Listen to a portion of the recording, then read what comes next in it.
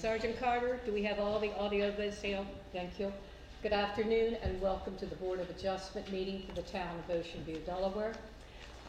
Would you, just a few housekeepings, check your phone please to make sure that it is off. And make sure, and I'm sure you did, you signed in at the door. Okay, and I would like you to stand please for the Pledge of Allegiance.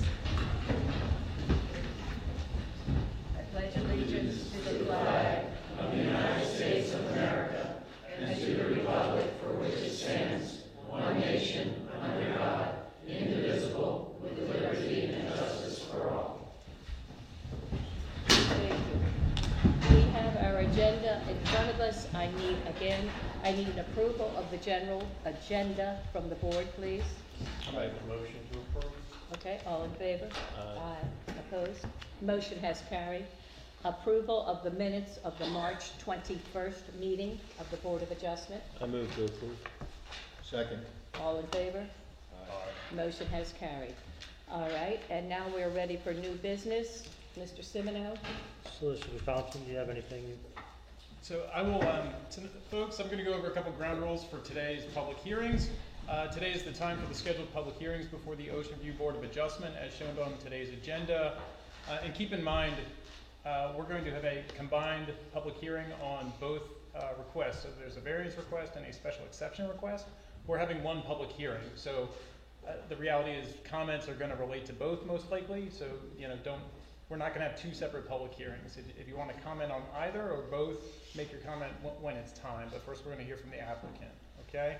The board discusses all matters and votes on matters publicly in open meetings. Everyone present is invited to stay after the public hearing portion closes and throughout the meeting to view the board's deliberations and votes on the pending applications. Please note that the board may elect to continue its discussion at a duly noticed subsequent meeting. Please be aware that unless the public hearing record is left open for a particular purpose and a comment is within that purpose, or the board votes to reopen the public hearing, comments received after the public hearing is closed are not considered in decision making. Everyone in attendance must conduct themselves in an orderly fashion. No applause or other disruptive behavior is permitted. Please do not do anything that detracts from these proceedings. The meeting is being recorded and disruptions may interfere with keeping a clean record. The hearing will be conducted as follows. The applicant will present and explain its applications to the board and may present any witnesses and relevant exhibits. The board, town staff, and the board's attorney may question the applicant at any time. After the applicant's presentation, the chair will invite public comment.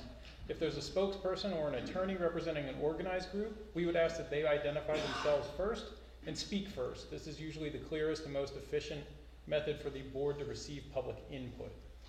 Whenever speaking to the board, please come to the podium and identify yourself by name and place of residence for the record. We ask that you be concise in your statement and avoid being repetitious. If somebody brings up your issue before, you don't have to repeat what they said. The chair may set reasonable time limits. I understand we're going to be allotting 3 minutes per public comment. Let's see. And the chair has the authority to terminate testimony from anyone that is irrelevant or unduly repetitive. The board in its decisions does not discriminate against persons based on race, color, religion, national origin, source of income, handicap, disability, familial status, sex, creed, marital status, age, sexual orientation, or gender identity. Public comments made on the basis of bias or stereotype concerning people within protected classes will not be taken into consideration by the board in its deliberations. Additionally, with respect to this application, Delaware courts have recognized the Federal Telecommunications Act preempts the states and local government's right to regulate the environmental effects of radio frequency emissions, where the proposed facility will operate within FCC guidelines. Given that, the board is not permitted to deny the application on that basis. Any public comments asserting that basis for denial will not be taken into consideration by the board in its deliberations. There's no direct questioning or cross-examination of the applicant, supporters, or opponents. So if you have, again, it's public comment, so make your comment to the board. If there are any questions that are directed to the board can then direct those questions to the appropriate person.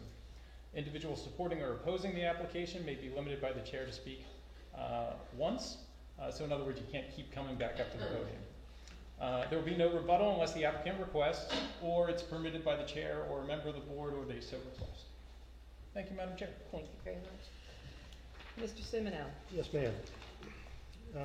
Good afternoon, everyone. Thank you for taking time out of your schedules to attend this meeting. This is an overview of application V453 submitted by John E. Tracy, partner of the law firm Young, Conaway, Stargett, and Taylor, LLC, on behalf of the applicant, Selco Partnerships, doing business as Verizon Wireless, and with permission of the property owners, Bear Trap Partners, LLC. They request relief from Article 18, Section 140-131, F as in Frank, 2, subsection C as in Charles, which limits the maximum height of new antenna support structures to 35 feet, to construct an antenna support structure with an overall height of 185 feet on property zoned RPC residential plan community located at 222 to 245 Maintenance Road within the Bear Trap Dunes residential plan community. Property identification number 327.400, county tax map number 134-16-289.00. A variance is outlined in Article 17, Section 140-108 with the following definition.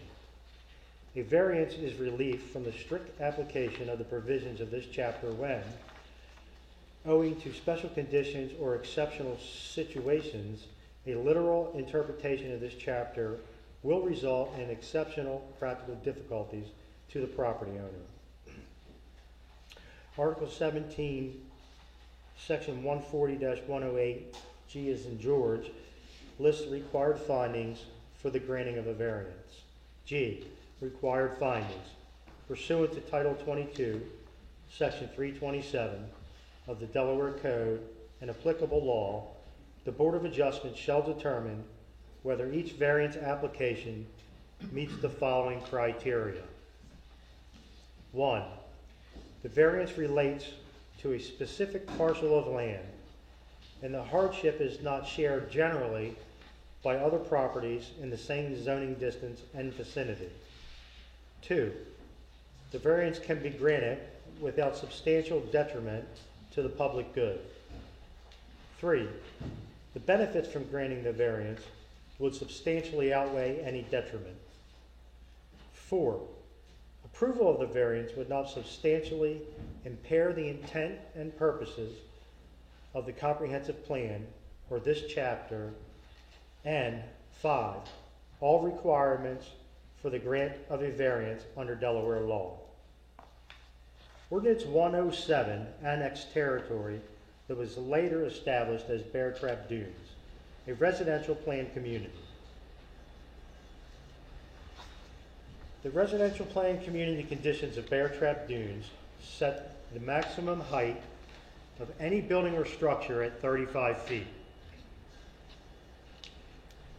Article 18, Section 140-131, F as in Frank, -2, subsection C states, an antenna that is not mounted on an existing antenna support structure shall not have an antenna height or tower in excess of the height restrictions in the zoning district in which it is located. This variance seeks to allow the applicant to construct an antenna support structure for a wireless communications facility to a height of 185 feet, which would exceed the maximum height allowable by code of 35 feet by 150 feet. Comments from the town Office of Planning and Development and the town engineer. A report from a structural engineer showing the tower antenna capacity by type and number, and a certification that the tower is designed to withstand winds in accordance with all applicable national building standards for such facilities and structures was submitted in conjunction with the application. The town engineer has included that the tower meets all structural building code requirements and the TIA-222-H standard, and the wind speed of 124 mile per hour is the proper wind speed per the ASCE 7 hazard tool. Moving on, application overview for application V454. Application V, submitted by John E. Tracy, partner of the law firm Young, Conaway, Stargett, and Taylor, LLC, on behalf of the applicant, Cellco Partnership, doing business as Verizon Wireless, and with the permission of the property owners, Bear Trap Partners, LLC, requests a special exception in order to establish a wireless communications facility as required by and as outlined in Article 18, Section 140-131 of the Town Code for Property Zone RPC, which is Residential Plan Community, located at 222 to 245 Maintenance Road, within the Bear Trap Dunes Residential Plan Community. Property identification number 327.400, county tax map number 134-16.00-289.00. Attachment 1 of Chapter 140, Land Use and Development, which is a table of permitted uses and structures, lists wire communication facilities as a use permissible by special exception in an RPC zone. A special exception is outlined in Article 18, Section 140-109, with the following definition. A special exception is a use that is generally desirable for the general convenience and welfare, but because of its nature and location, requires additional review by the Board of Adjustment to assess its impact on neighboring properties and the entire town. Article 18, Section 140-116 lists the required findings for the granting of a special exception.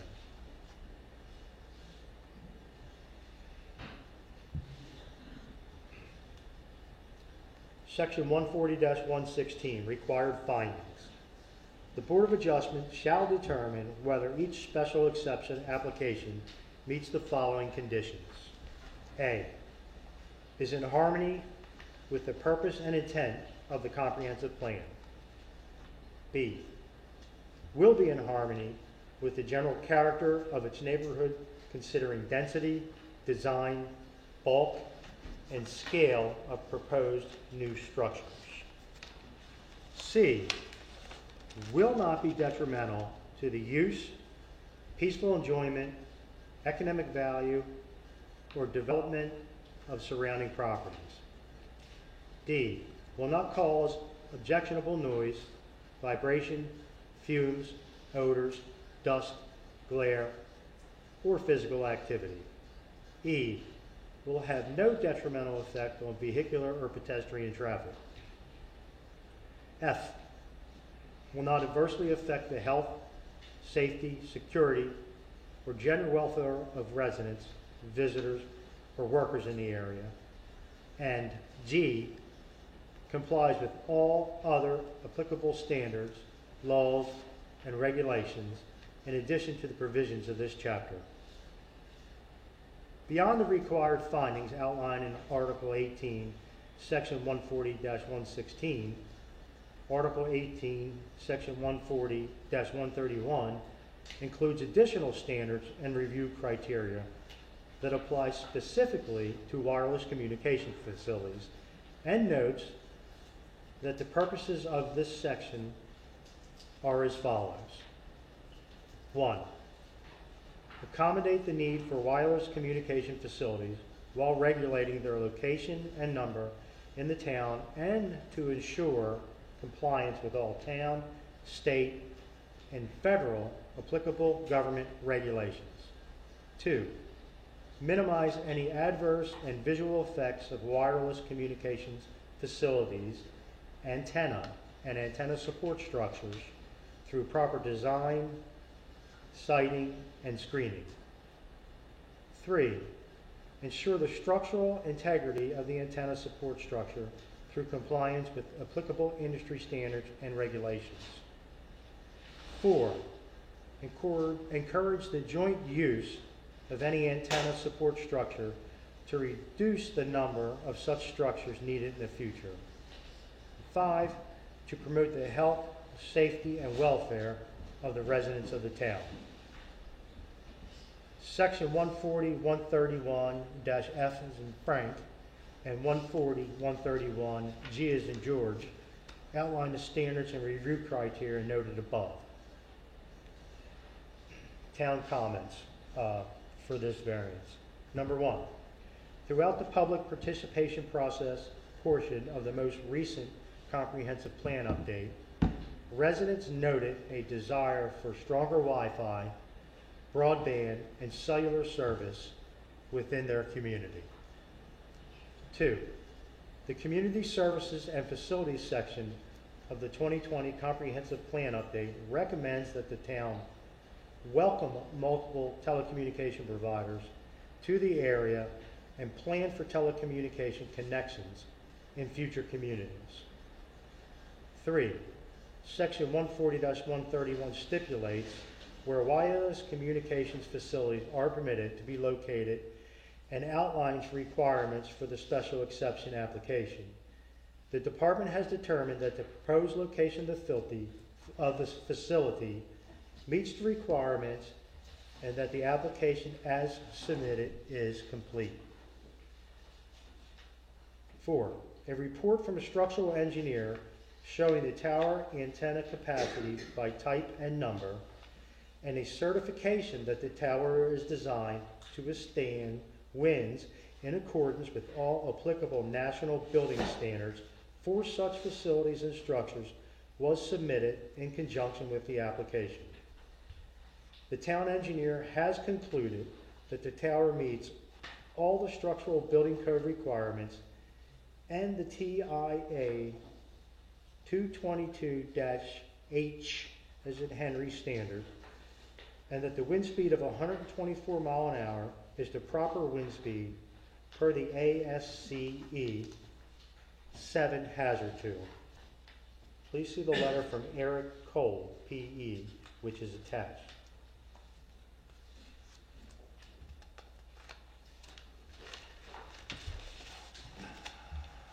5, the applicant must provide lighting requirements for the facility as per Federal Aviation Administration regulations, including details for the lighting proposed for the facility and how it will be oriented to ensure compliance with Section 140, 131, F as in Frank, -7.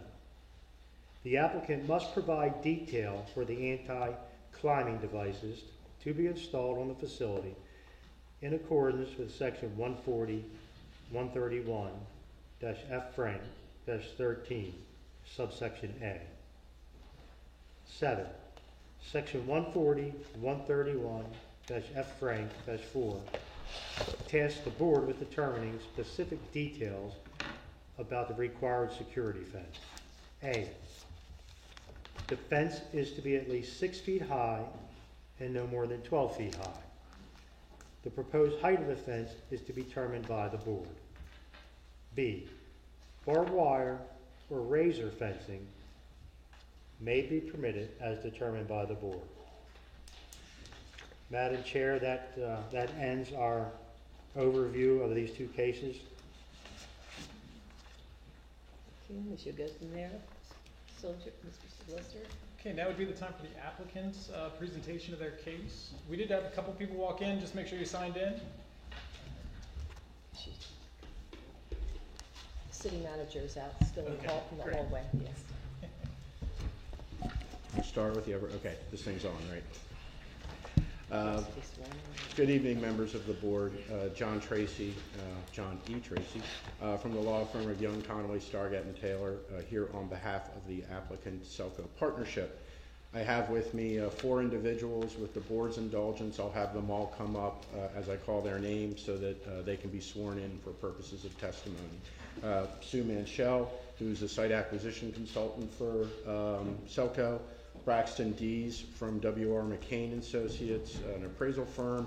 Andrew Peterson from DBM Engineering, who's our RF engineer, and Matt Graubert from Colliers Engineering, who's our civil engineer. Okay, if you guys, we'll do this all at once. If you can raise your right hand and repeat after me. I swear to tell the truth, the whole truth, and nothing but the truth. I swear to tell the truth, the whole truth, and nothing but the truth. Thank you. Thank you, Mr. Thompson. As Mr. Thompson indicated and as Mr. Simoneau indicated, we are seeking 2 different forms of relief this evening, 2 different applications. As such, as I indicated to Mr. Thompson, my intention is to run through one evidentiary submission that would cover both applications and then address the legal standards for each at the end of that presentation. May I interrupt you? Can the people in the back hear this gentleman? Yep. Okay, you cannot? Okay. We're okay. Thank you. Excuse me, No worries. The applications before you today seek, as you've heard, to construct a 185-foot tall cell tower. That includes the 5-foot lightning rod at the top of that cell tower on the property of the Bear Trap Dunes Golf Course. The coverage issues intended to be addressed by this application are not new.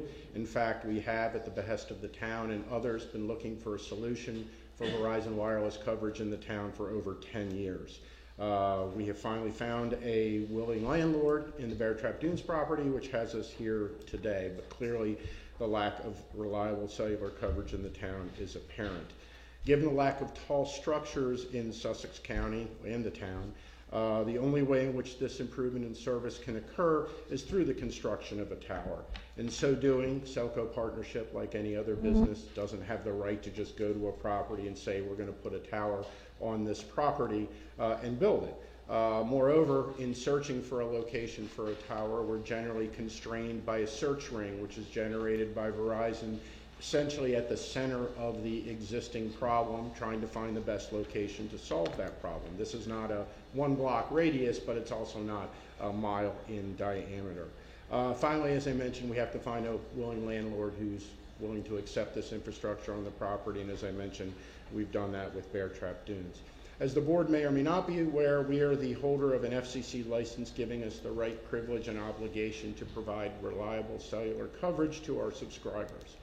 As per the terms of this license, Verizon Wireless is required to provide reliable coverage in its license area and is obligated under federal law, and that's 47 Code of Federal Regulations 24.103A3 of the Federal Telecommunications Act, to build enough base stations, also known as towers, to ensure reliable coverage within the license area.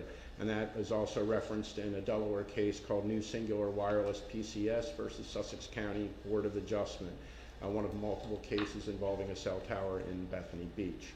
As noted in Penny versus Nokia Inc., which is 402 Fed 3rd 430 in the 4th Circuit, the FCC licenses portions of this radio spectrum, portions of the radio spectrum to wireless telephone service providers so that they can provide personal communication services.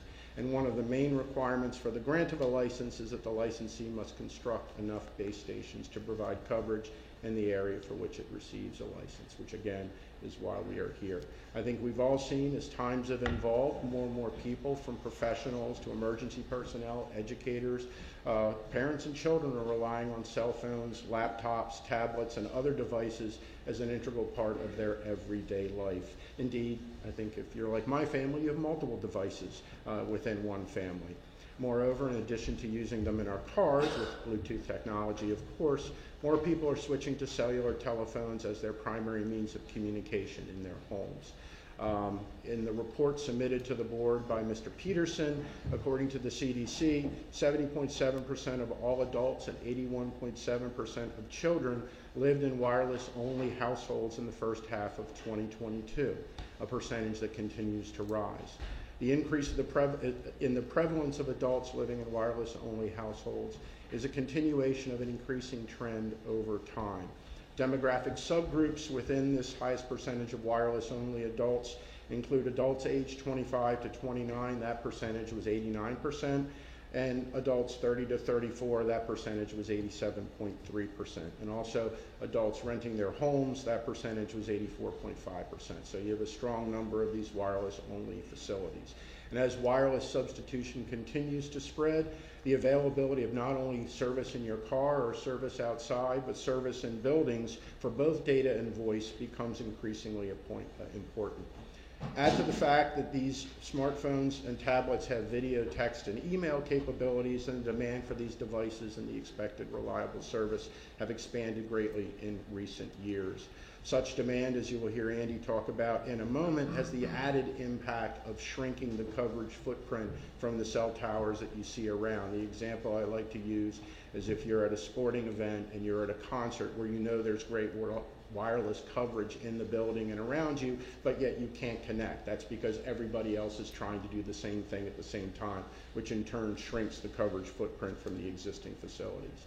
And again, this demand shows no signs of decreasing. Indeed, with the shift that occurred both from a work perspective and an educational perspective during COVID, the ability to connect to these services at home have only continued to increase. Finally, as the RF report notes, cellular service is becoming a more significant component of the 911 network nationwide, as it is estimated that approximately 70% of all calls to 911 originate on cellular phones or smart devices. And again, this reliability is not limited to the physical act of making and receiving call. A lot of emergency services vehicles now have laptops and other devices in them that are also dependent upon wireless technology. And so they, when they're out doing what they do, again, needs to have the ability to connect. So when these problems arise, the dreaded "can you hear me now" effect, if you go back to the commercials in the 2000s, manifests itself, we set about to try to find a way to solve it. The best way to solve it is to be able to co-locate on an existing tower or other tall structure. It costs hundreds of thousands of dollars and a lot of man hours and time to go through the process of getting one of these things approved, but that's not always possible, and that's why you see me here today, as no such solution was available. Orienting to the site, I'm sure most folks here are familiar with the Bear Trap Golf Course property. It is a challenging 27-hole facility upon which I, as I'm sure a few others, have lost a number of golf balls over the years. The tower is proposed, and Braxton, if you want to hit the first slide there.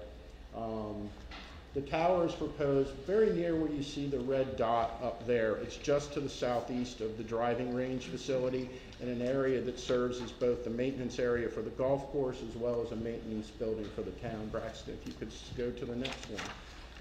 That's the area that we're talking about there. The compound is essentially outlined in black. You see the tower located within it. It's my understanding, and if I get this backwards, I apologize, that the golf course maintenance building is at the bottom of the picture and the town maintenance building is at the top of the picture. Thank you. Turning to the next slide, it is a very, very large property.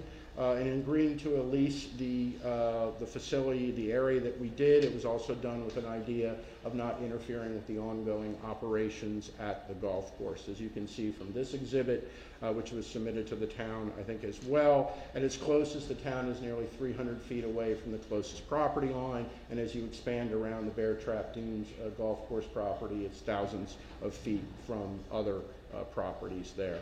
The site plan has been in process with the town since late summer of 2023. Braxton, if you can switch to the next one. This is the site plan for the facility. The chosen location, as you heard, meets all setback requirements of the code and will be parked, landscaped, fenced, and screened in accordance with the town's requirements. Access will be from the existing maintenance road and parking lot, and as I mentioned, at this closest, it's roughly 300 feet from the nearest property line.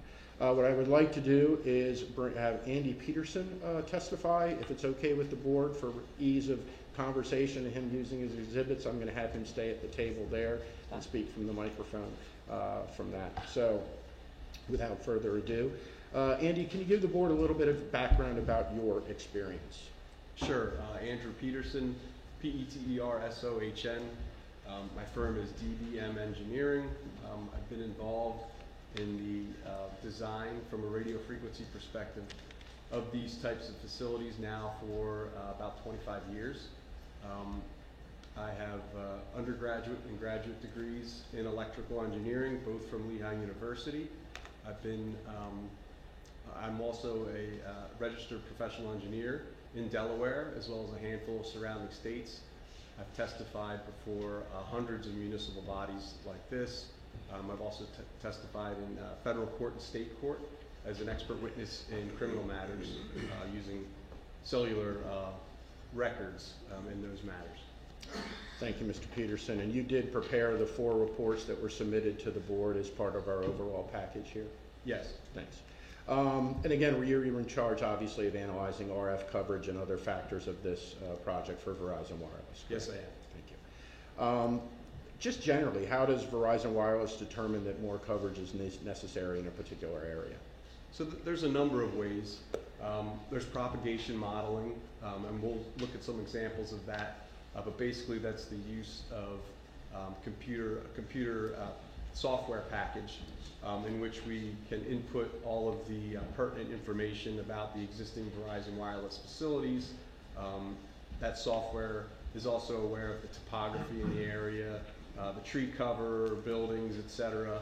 Using that information, we're able to model exactly how each one of the sites would cover, and then also model hypothetical sites, like the one we're discussing now currently is from a design perspective to see how it would best be sited and designed to accommodate a need.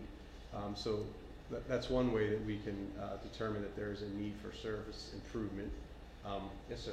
How did you arrive at the 135 foot? That's 185? 185. You might have to speak up a little. How did you arrive at the 185 foot? You stole one of my questions. Well, through propagation modeling, using that tool, we can run a hypothetical site at several heights.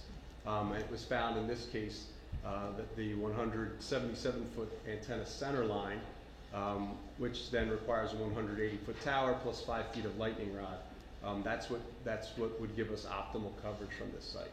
So it's that propagation modeling tool that I was just. It's a great question, great timing. We also use customer complaints to determine the need for a new facility. We also take and keep a watchful eye on network statistics. So when we have lots of drop calls in an area, we know which sites and which sets of antennas of those sites are pointing into that area, so we can determine that there's an issue in a certain area. And then there's drive testing. Verizon Wireless routinely drive tests their network in real time using some sophisticated equipment on board a car with multiple devices that have a computer logging the results. So using that information also, we can determine if there's an issue with the network. Thanks. And one of the things your report talks about is exhaustion of service generally. Can you explain to the board what that is? Right. In the network statistics, we can see not only when there are drop calls, but when the system is too congested to handle more calls. When there's too much utilization of the resources at the surrounding sites, particularly the sets of antennas that point into an area, we know that there is capacity relief required. So unable to have adequate service, we need 2 ingredients really. We need coverage, so a signal that's strong enough to penetrate building material, vehicles, not just for on-street coverage, but also to cover folks in their homes and places of business. But we also need adequate capacity. And with the way the use cases have been growing and the number of users have been growing over the past decade or so, or more at this point, it's capacity that's often driving the need for new sites. And in this case, it's a mixture of both. We do have a gap in reliable, robust coverage, and we also have sites that are serving into this area that are chronically exhausted. Okay, thank you. Again, knocked a couple questions off my list before I could ask you. You submitted an RF design report to this board as part of our overall application process, correct? Correct. Let's start with talking about the existing coverage map. you can orient folks to the other towers around Ocean View that are currently providing service, and you can, if you could for the board, describe for them what is being shown in terms of coverage and capacity. And Sure. I should say, by the way, as I submitted all of these documents as part of the application, I don't need to formally move them into evidence or anything. Correct. Okay, thank you. Just want to make sure. Good to So- check. Go ahead, no, You're- go ahead. Okay, thank you. So on the easel to my left is a blown-up version of a map that's on page 2 of the design report. First and foremost, it is a map of the area surrounding the proposed site. We could see Route 17 and 26, and then the more local roads that are in the intervening geography. And then we also have some Verizon Wireless specific information. We have the location of the existing Verizon Wireless sites that are dotting the periphery of the map. There are 5 that are shown here, and the details of those sites are also found on page 2 of the design report. And then beyond that, we have the location of the proposed facility most central to the exhibit. The label on that says DOV Tidewater. That's simply the internal name that Verizon uses to identify the site. And then beyond that, we have some coverage that is shown. In green, we are showing a coverage, signal strength that is adequate to provide service to a user when they're in a building. So a facility like this where there may be some dense building material, this level of service would provide adequate service to a user in there from a coverage perspective. This doesn't speak to capacity, and we can talk a little bit more about that with some of the other maps that I have. And you can see in the areas surrounding the proposed facility, we've got a lot of yellow, so we've got areas that do not have that in-building signal strength, that robust signal strength that's adequate to serve an individual in their home or in a building. We have mainly in-car coverage, so service that would a service level adequate for you inside your vehicle, but nothing that would serve you if you're in a building. And again, this is strictly from a coverage perspective, and there is that interplay of coverage and capacity. As capacity demand grows, the coverage footprints will actually shrink as the noise floor and the signal quality decreases. So, And then you've got a second map that's kind of the after picture if this tower is approved and constructed. Can you walk the board quickly through that?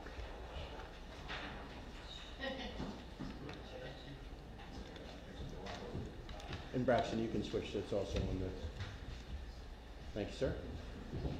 yeah, so this is the after picture from a coverage perspective.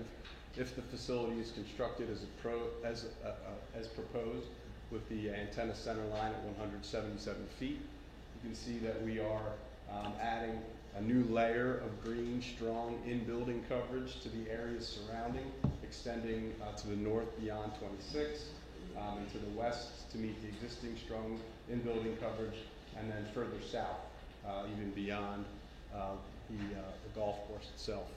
So from a coverage perspective, the facility will go a long way to improving the user experience.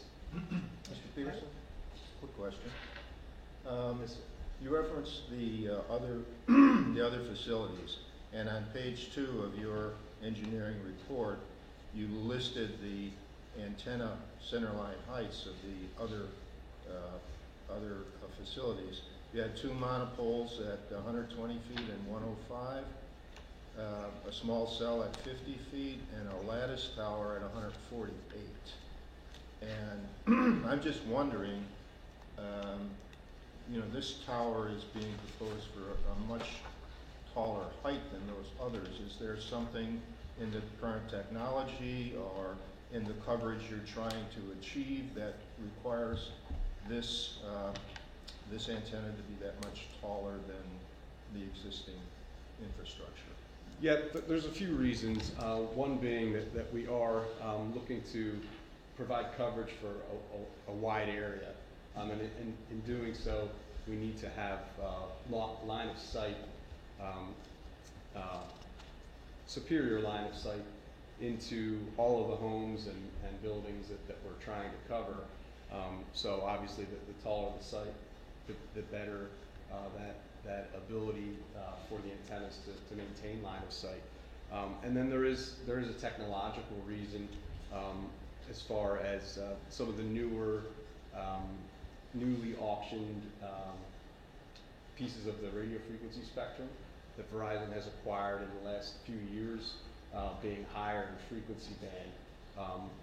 We have propagation characteristics in the higher frequency bands that are not as good as the lower frequency bands. It's just a matter of the physics of how radio frequency energy propagates.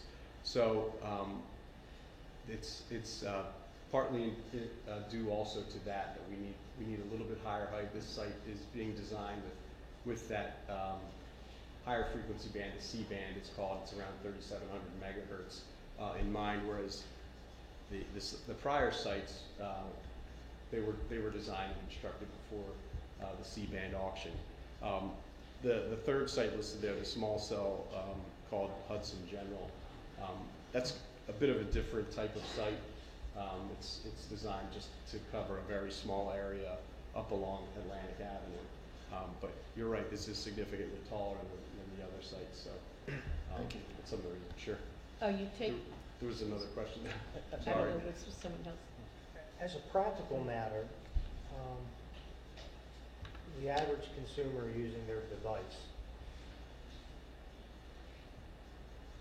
would they know the difference? What would they know? What would show the difference of whether you have a coverage problem or a capacity problem, or what you would be getting out of your device would be the same in each of those instances?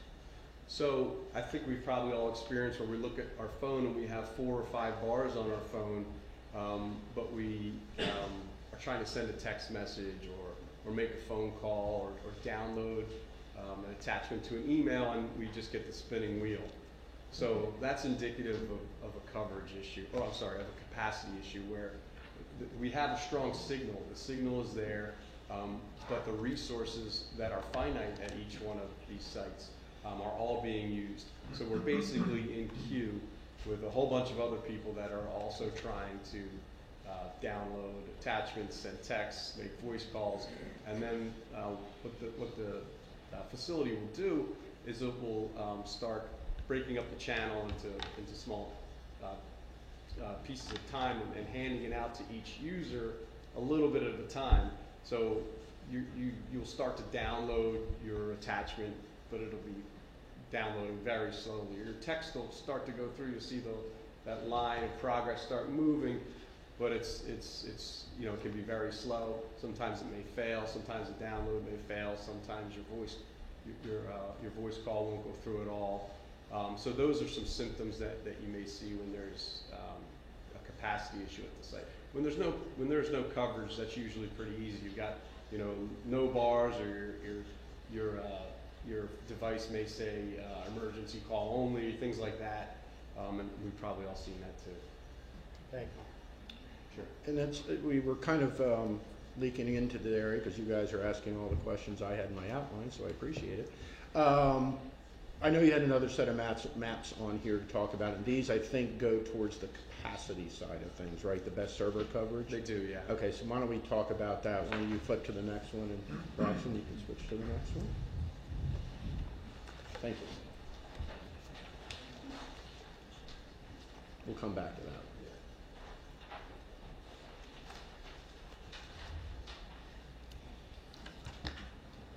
So this is the existing best server coverage, correct? Or is that the post Tidewater?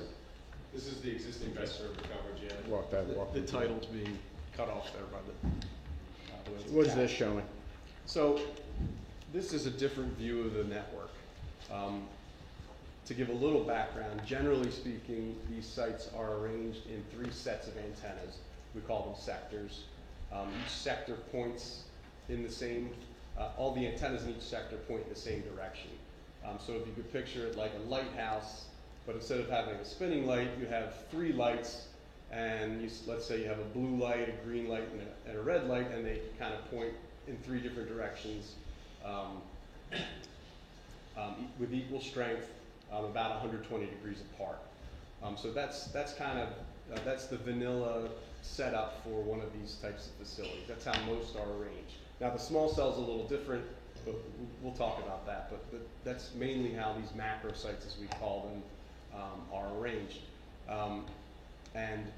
Each one of those colors of light, which is what I've kind of done here and colored each one of the sectors differently, doesn't make a difference with their signal strength or their the technology on board or really anything of a technical nature. It's just to delineate the geography with which that each one of those sectors of antennas is covered.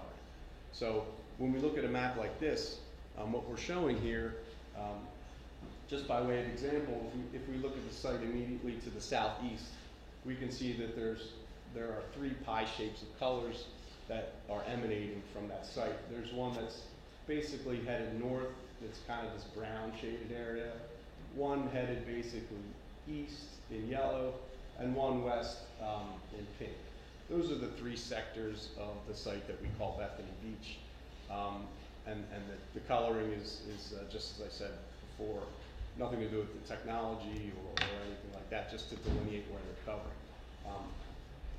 Similarly, the other sites, with the exception of the Hudson General, have that same pattern of 3 pie shapes that surround it, indicating the 3 sectors in which way they point. So you can see the only thing that kind of looks odd here is because of the coloring in the map below of the golf course, we have this greenish blob in the middle of the pink coverage area. But what that's indicating is that the golf course below, which is discoloring it a bit, but this is still in the best server coverage footprint of Bethany Beach.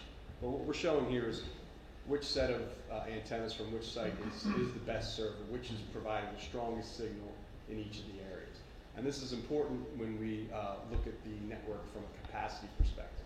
So we know that the area in which the facility is designed to provide service for is the area that's currently being provided for by the north-facing sector of Bethany Beach, kind of this easterly facing sector of the site above called Millville, and the westerly facing sector of Bethany Beach.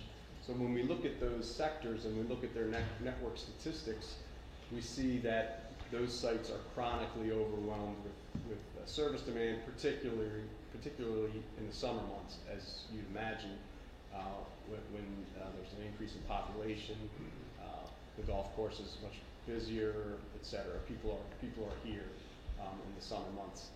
Not that they're not here all year round, but with the increase in population. So using this in conjunction with the network statistics, we're able to tell what sectors of what sites need an offload, and we see that these sectors, in this case, do need that offload. And if I can interrupt you just for a second, when you have the competing outer rings of these sectors, do they essentially start conflicting with each other, and that further degrades the service? Right. Well, what you can see here is that the areas of the golf course and where we're locating this are at this confluence of colors where we're kind of on the cell edge of all these sites. So when you're on the seam of the network, if you will, each user that is demanding service from there is now distant from the site that's trying to serve them. That site it requires more power to serve them. They're more distant, the signal, the modulation scheme on the signal, not to get overly technical, becomes a less efficient modulation scheme because there is not such a robust signal. When the signal is strong, we can do some great things with modulation where we put a whole lot of information on a little bit of a channel. But when we're distant and we're using a lot of power, the signal quality is poor. So the receiver can't tell if it's a 1 or a 0 sometimes, so we need to back off that modulation to make it more obvious what the receiver is, if that makes any sense, what they're getting. So we have to step back. That modulation becomes an inefficient channel. So having a lot of users that are distant from a site is a real problem from a capacity perspective. So you're taking within your study, all of the potential additional development that we're going to have in the area as far as having service? Well, we are exhausted now with what's already there, as far as, you know, the users that are already there. But yes, of course, looking forward, as more developments come in, it's going to exacerbate an existing problem. And then the next picture that you have, the next slide, is the after, so to speak, of that best server footprint.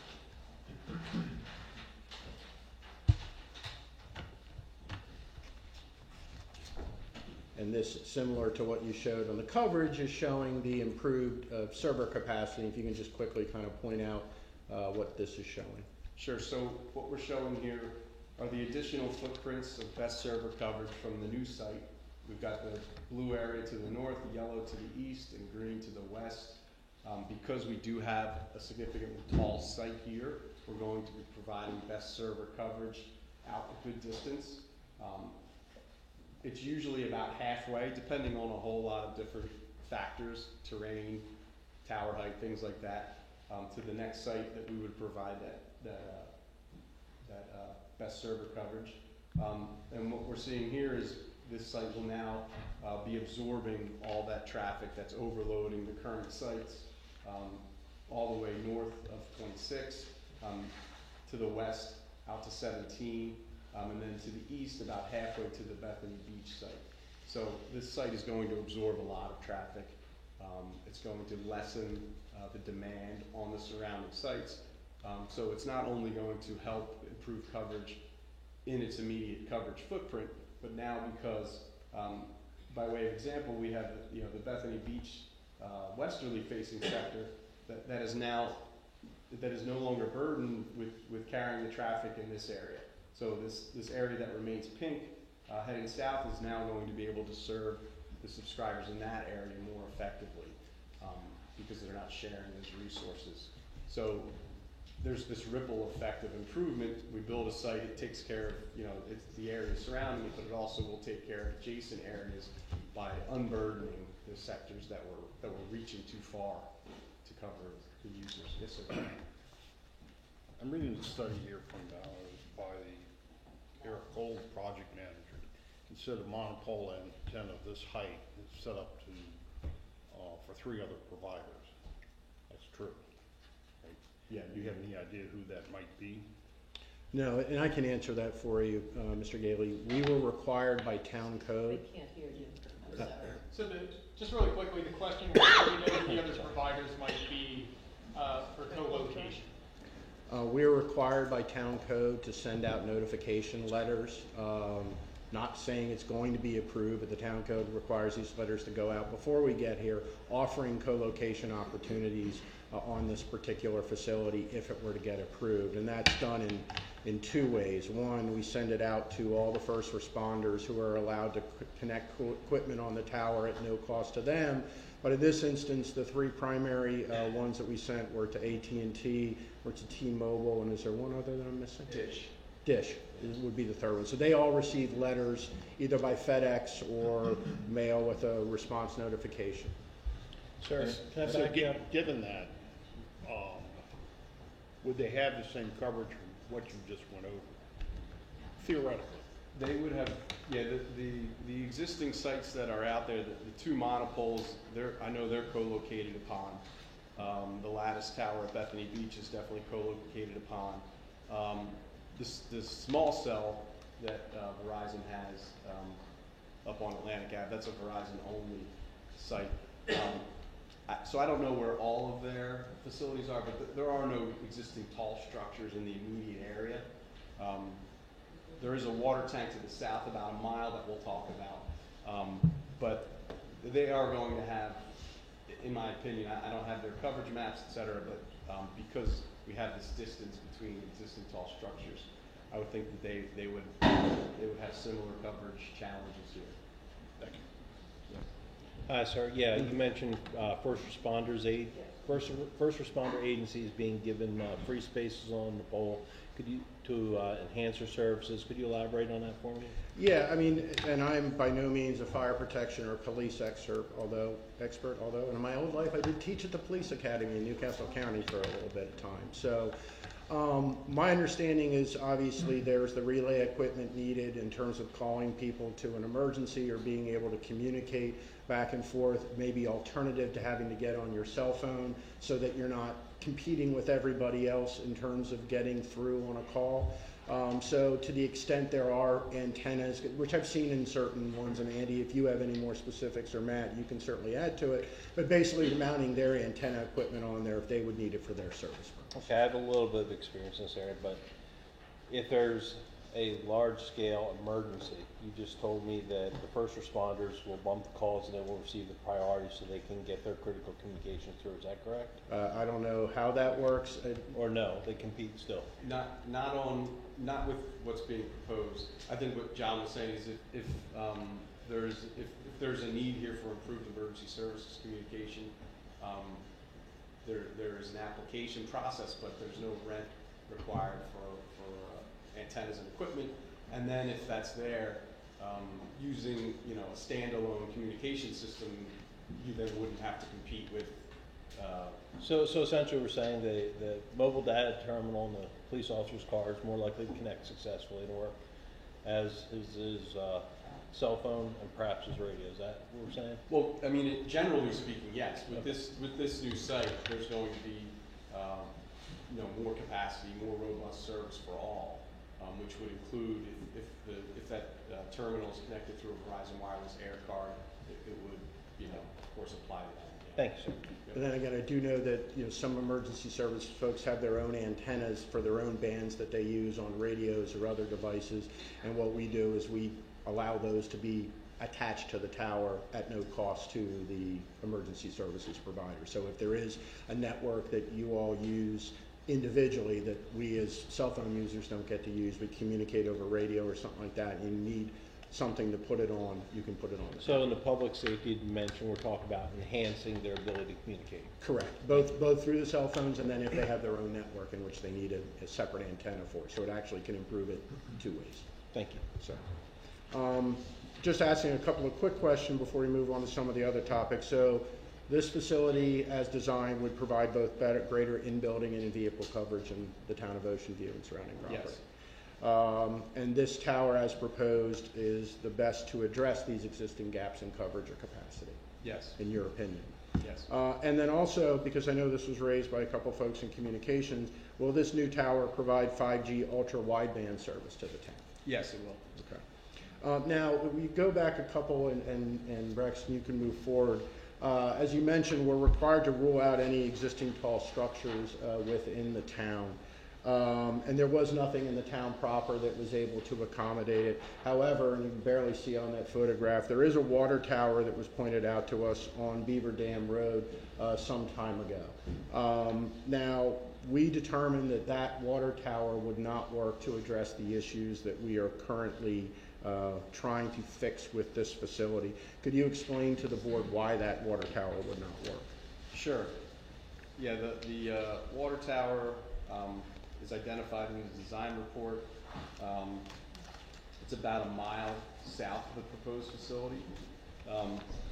So there's a couple reasons why it won't work for us.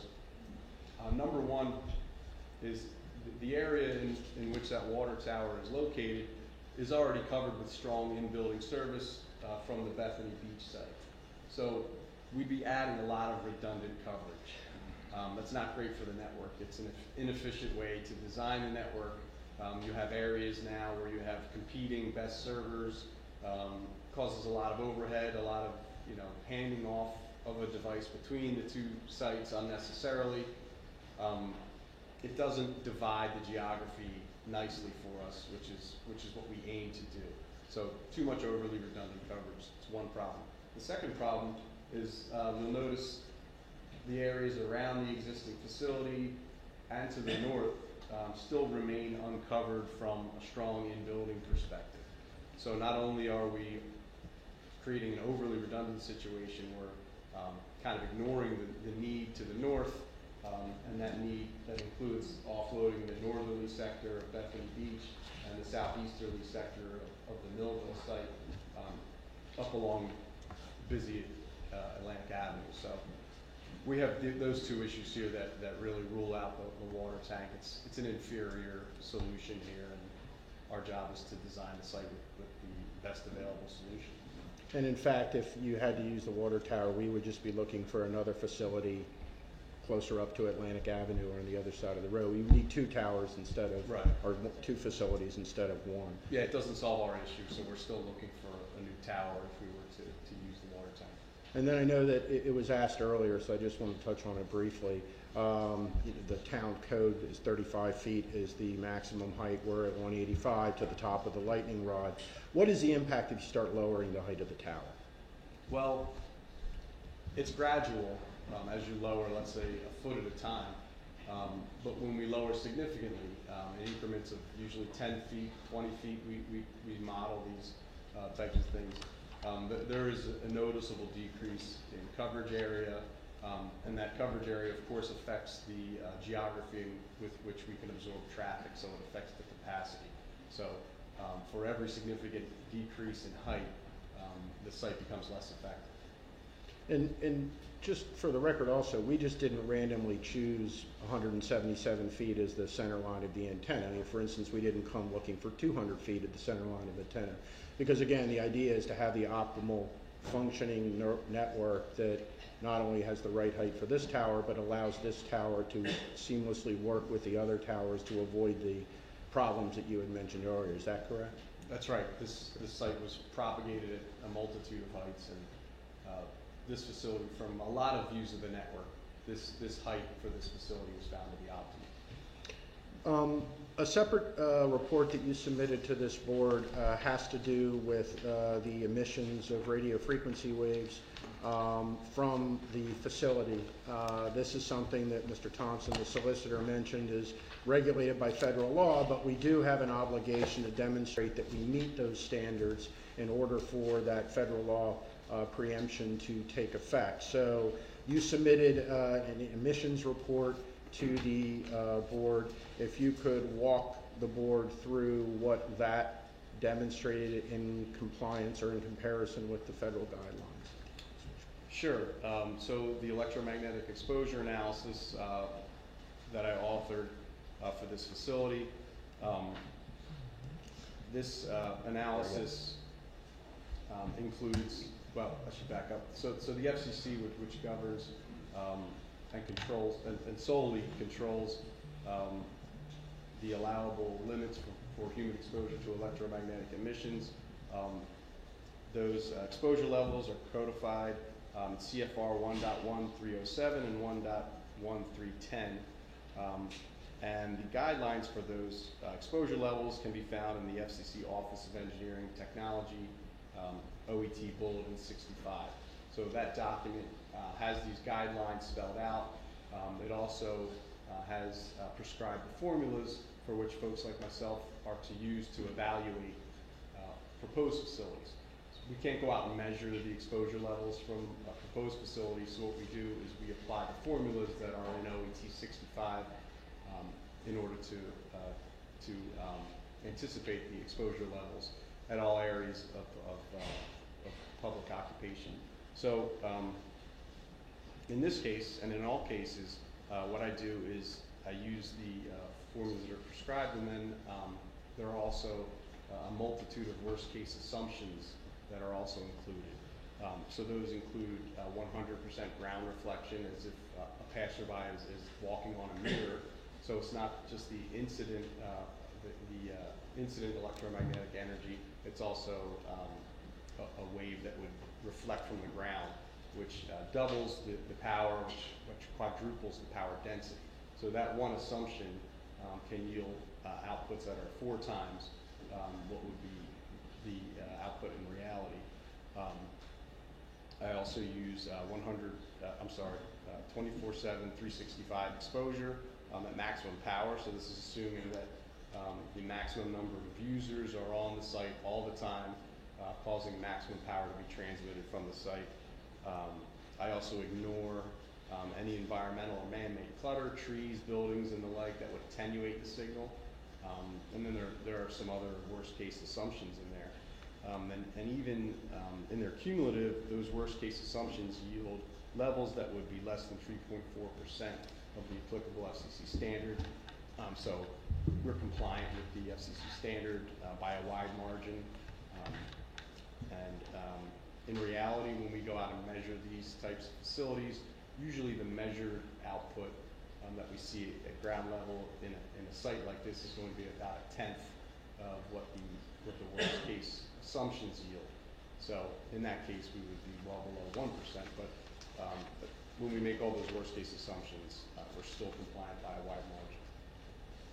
Thank you. And again, the significance of that is that the Telecommunications Act of 1996, 47 U.S.C. Section 332 C7B Roman 4 mandates that no local government or instrumentality thereof may regulate the placement, construction, or modification of this infrastructure on the basis of alleged health effects of RF emissions if compliance with FCC mandates has been demonstrated. And in this instance, as you heard Mr. Peterson, even assuming all worst case assumptions, we are about 3.4% of those permitted emissions, so we're well below that standard.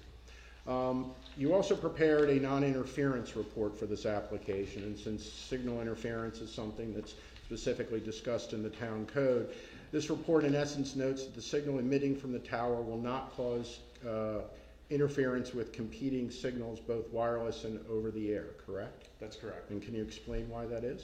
Sure. By virtue of Verizon's licensure, they're only permitted to transmit and receive in very specific portions of the radio frequency spectrum. So other users of the radio frequency spectrum, whether it's another wireless provider, emergency services, AM/FM broadcasts, garage door openers, baby monitors, they're also licensed to operate in specific channels. So through virtue of that licensure, there'll be no overlap in channels that could cause any harmful interference. And of course, as your report notes, if for some unexplained reason interference is demonstrated, our policy is then to go out and figure out what's causing it and correct it, correct? Yes, our license requires that any identified interference be mitigated. Thank you. And then lastly, before you have to surrender your location, before submitting this application, we also ran our proposal through the FAA marking and lighting program to determine whether marking or lighting would be required for this tower, correct? That's correct. And the chosen tower height and location will not require lighting or marking pursuant to the FAA requirements, correct? That's correct. And unless regulated or mandated by a municipal government agency, Verizon does not voluntarily light the towers themselves, correct? That's correct. And again, I say that in part because I got an inquiry from somebody about whether the tower be lighted. I know it's also part of the requirement. But just by way of edification, Sussex County, for instance, requires their towers to be lit every 50 feet. So when you're looking out in the direction of Sussex County and you see towers with 3 lights on there, that's a requirement of the county code. That's not necessarily an FAA requirement. So thank you, Andy. Does the board have any questions for Andy at this time? I have one question. Reviewing the drawings, is there going to be an emergency backup generator for this? I believe so. I'm going to turn that over to Who is going to be next up on my testimony? He can cover it as well. Okay. So any questions other than the generator? Because I'll make sure Matt covers that in his. Okay. Thank you, Andy. Matt, you can switch seats with Andy. So your boards are available to be shown. Mr. Dees, you can get us through to the site plan exhibit on there. Keep going. Next one. There. Thank you.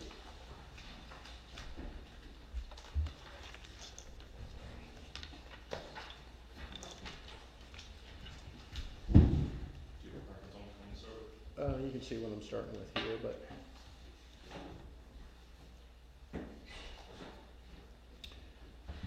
All right, Matt, could you introduce yourself to the board and give them a little of your background? Sure. My name is Matt Gralbart. I'm a licensed professional engineer in the state of Delaware. I work for Colliers Engineering and Design, and I've been designing facilities like this for the last 10 years with Colliers, and familiar with testifying in front of boards like this. Thank you. And did you in fact generate this site plan that's in front of the board? Yes, I did. Okay. Would you just please describe for the board in general the compound that you see on the plan there? Try this out. First and foremost, I'll draw your attention to the tower. That's the circle in the center of the facility. And then you can see the dashed line, the X, around the perimeter. That's the fenced compound, which is dimensions 50 by 50 for 2,500 square feet. Surrounding that, you'll see our leased lot space, which is the dashed line around the periphery. And I think that's just shy of 8,500 square feet. And then between that dashed lease lot area and our fence line, you see the required landscaping that we've provided in there. Down at the bottom of the page here, you see our 2 designated technician parking spaces. Back within the compound, on the right-hand side of the facility, you'll see Verizon's proposed equipment. That's the equipment that's going to be installed at grade, not on the tower. And that consists of 3 equipment cabinets, a steel canopy for weather protection, a backup generator, and a propane tank. So the backup generator is proposed to be fueled by propane, to answer that question. That'll be a 30 kilowatt generator, and it will come with a sound attenuating enclosure standard. Okay. Do you know how many antennae are proposed for this tower? Is it 12? Yes. 12 antenna. And the tower is designed structurally to accommodate co-locators if other co-locators want to join? Yes, that's correct. Okay. And as you mentioned, it does not make any unusual sounds or emit any odors? That's correct. And the width of the tower, from the bottom of the tower, the bottom of the base of the tower up to the top, am I correct that at the bottom its diameter is roughly a little less than 5 feet, and by the time you get to the top, the diameter of the pole itself is 2 feet, correct? Yes, that's correct. Okay. I think you showed it here, but we are going to be utilizing existing access roads to get back to this facility, correct? Yes. Sure.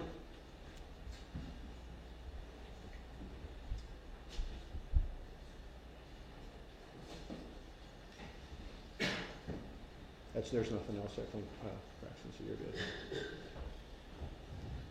So this is, you can highlight the access that will be taken. Right, this is sheet C3 of the plans, and the existing access drive that Maintenance Road comes in from Central Avenue out here, and that comes in along this side of the property line, and then we're using that existing driveway to access the facility. And are we adding any paving to the side of the parking lots, new parking spaces, new paving, or does that exist already? There's existing stone there already. Okay.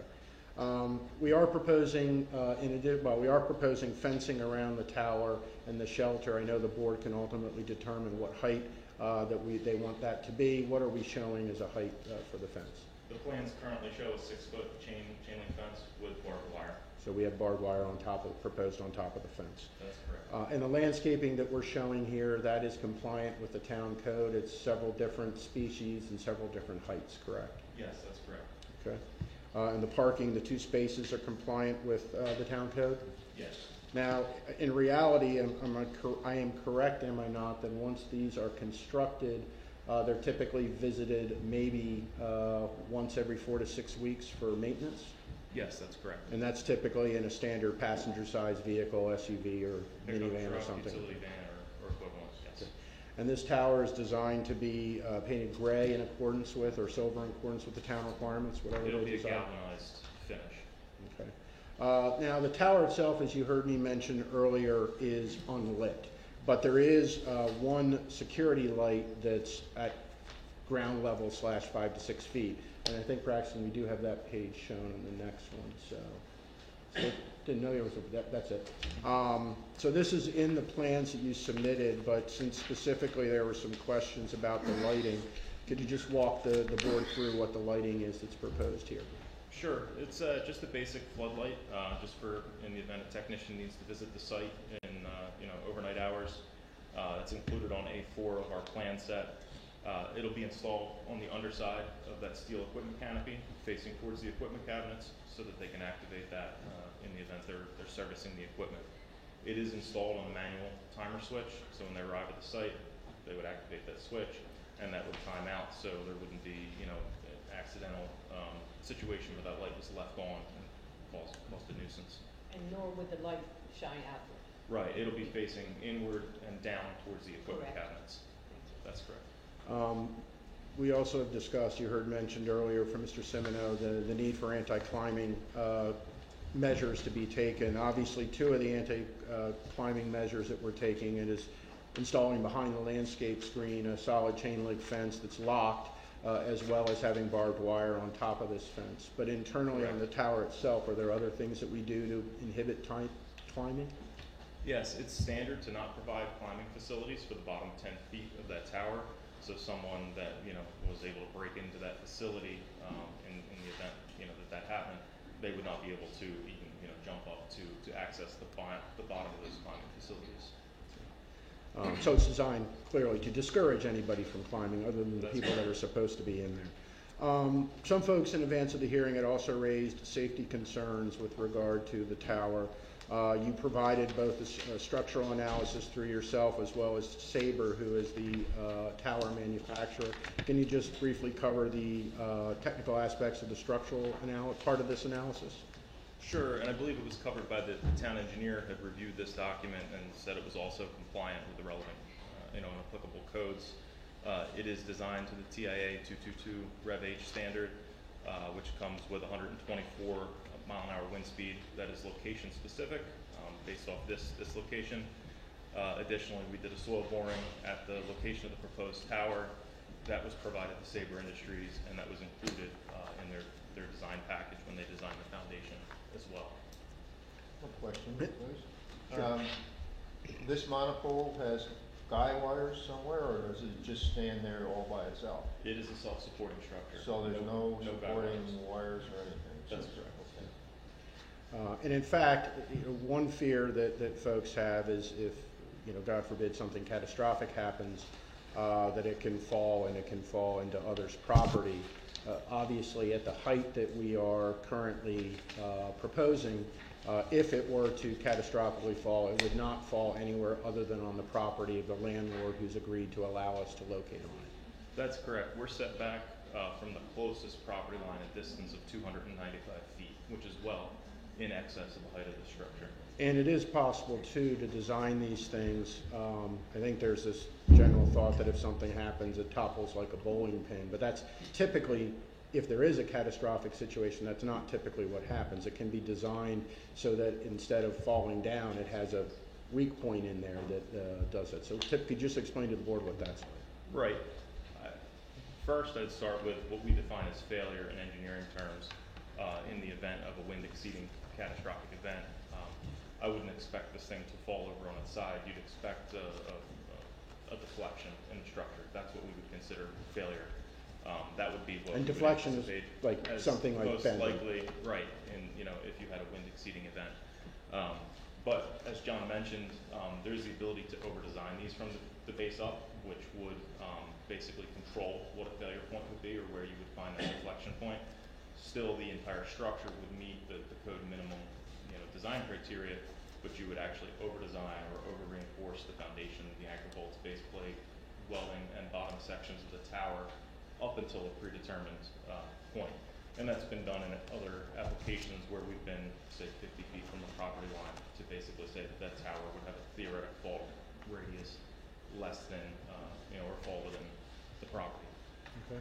And one other concern that I know some folks had voiced in advance of the hearing, and I should, by the way, thank the town and the town staff, because not only did they do a very good job in reviewing the application, they're also very kind to send both positive and negative emails to us in a group. So I was able to kind of incorporate some of these things into the presentation. So again, I appreciate the fact that you all did that. But again, lastly, for you, Matt, there have been some concerns raised about potential fire hazards with these types of facilities, and Right. if you could just address that. Sure. So I did a little research. I never have personally been involved in one of these towers that has had a fire, so I did a little research, after discussing with John. From my understanding, the fires related to cell towers have been a result of welding accidents, where the coax or cabling that runs inside the tower was accidentally ignited. So historically, towers, technology has changed. In this application, Verizon's proposing 2 hybrid cables, which are a fiber optic cable. We're able to get a lot more capacity and data through those cables. Historically, a carrier like Verizon would have had anywhere from 12 to 24 coaxial cables for a similar application. Those are large 2-inch cables. And then you consider on top of that, if there was other co-locators, you could be looking at 24, 48, 60, a large amount of cabling. Additionally, the only time that welding would ever be required on a tower is if a structural upgrade was required. Somebody wanted to co-locate on this tower and it didn't have adequate capacity. So this tower up front is designed to provide capacity for co-locators, so I wouldn't expect that in the near term. And additionally, Verizon has a new directive that's called the STD 447. It's an internal tower program, and they specifically prohibit welding on their structures. So that's important to note. And they have some patented solutions that are bolted solutions to reinforce towers if that was ever a concern down the road. So Verizon wouldn't permit welding and would eliminate that risk from that standpoint. And again, I guess I should put a bow on it. It does have a lightning rod on top to deflect or attract the electrical energy to avoid anything in that vein causing a problem. Correct. It'll have a full grounding system at the base of the tower. The tower will be fully grounded and all the equipment, and that protects anybody in the vicinity, protects the tower, and it protects Verizon's equipment as well. Okay, that's all I have for Mr. Graubart, unless any of you all have questions for him? Just one. You talked about co-locators. You've sent out a bunch of letters. Have you had any responses? Has anybody? I've had no response yet. And it may simply be, and this is no reflection on anybody when I say this, they're not going to respond to anything unless they know it's actually been approved. The way the code is structured, I have to send it out beforehand, even though we don't know what the results of any hearing is going to be. But they were sent out. The town has copies. I think they're in your packet roughly 4 weeks ago. So, but no, I haven't heard from anybody. All right, next what I'd like to do is... Just real quick, Yeah. on the 6-foot fence, the code allows 6 to 12 feet. Is there some rationale for 6? Or did you just want something that was kind of the least visible? Right, it's fairly typical, a 6-foot chain link fence in the industry. I think if the board, decided that they prefer to see a higher fence height, we could. I think there's plenty of landscaping proposed around it to shield a slightly higher height, but that would be, up to the board. 6 feet with barbed wire is fairly typical. Okay, I would like to relieve Mr. Dees of his role as Vanna White and have him move up to a witness chair. And Matt, there's no slides for Mr. Dees, so you don't have to worry about moving anything through. And as the board is aware, we submitted several documents with regard to property values. Again, that's something that I've seen in some of the communications here, starting with the 2005 study that I had commissioned for a cell tower installation in Newcastle County, an article from the ABA Journal, which actually chronicled the plight of a tower in Bethany Beach that went up and down to the court systems 3 different times before ultimately being approved. And then Mr. Dees himself did a report very recently. So could you, we've identified you as Braxton Dees. Could you give us a brief bit of your background? Yes, my name is Braxton Dees. I've been a general certified real estate appraiser for 13 years. I'm licensed in Maryland, Delaware, and Virginia. I appraise many types of properties, both residential and commercial, various types of properties. I have testified at various similar type appeal meetings in different jurisdictions around the shore.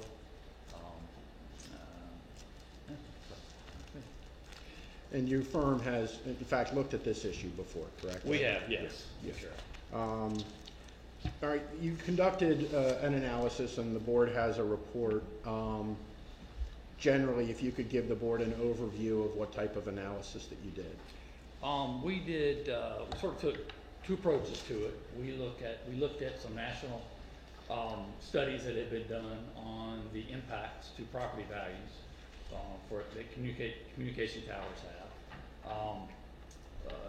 The general consensus from those studies indicated that if there is an impact, it tends to be a very small impact, or a small impact to the property value.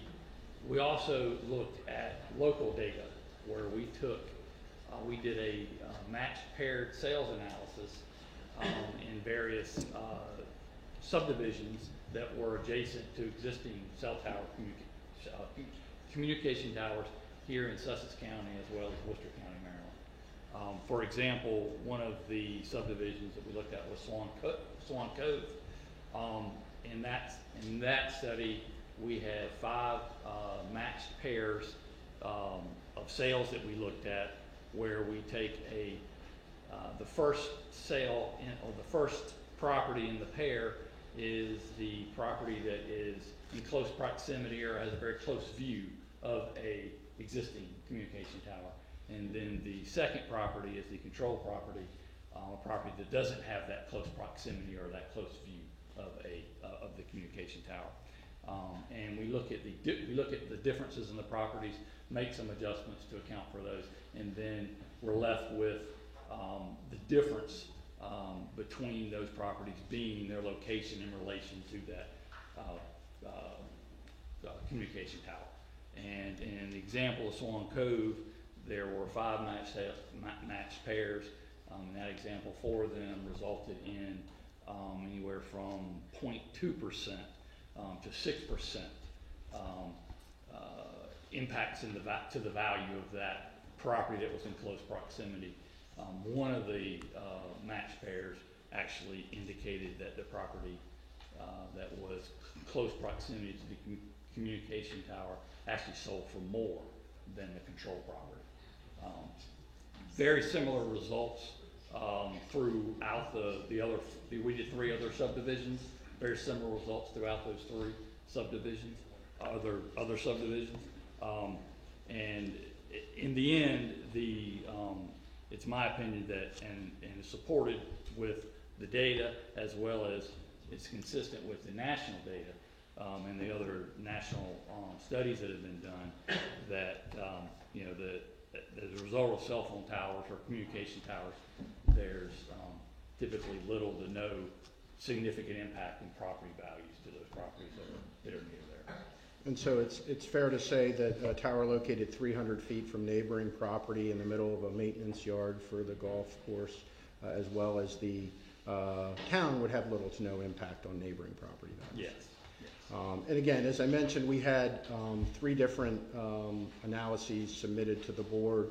I'm going to touch on the conclusions of each and just ask whether or not you agree with those conclusions, because these materials were also provided to you. As I mentioned, one analysis was done in 2005, and it noted that the market demonstrates no ascertainable diminution of value to surrounding neighborhoods due to the installation or presence of a nearby communication tower. Do you agree with that statement? I do. Okay. And then the 2016 ABA Probate and Property article, which had a lot of data in there regarding these types of analysis. The authors concluded that cell towers have become part of the suburban landscape and have no appreciable effect on value. Like telephone poles, power lines, street lights, and other infrastructure of modern life, cell towers fade into the background and draw no more attention than other infrastructure. Do you agree with that statement? I do. Okay. And then lastly, your own report concluded there is no consistent trend which suggests a diminution in value as a result of a clear view or proximity to a communication tower. Moreover, market perception of the impact of a communication tower on property value often differs greatly from impact observed in the actual sales data. There appears to be little to no discernible difference in residential property values as a result of the proximity to communications towers. Do you agree with that statement? Yes, I do. Okay. Does anyone have any questions for Mr. Dees? Yes, I do. As a professional appraiser, if you are appraising a home and you notice there's line of sight view of a tower, is that going to affect your appraisal value?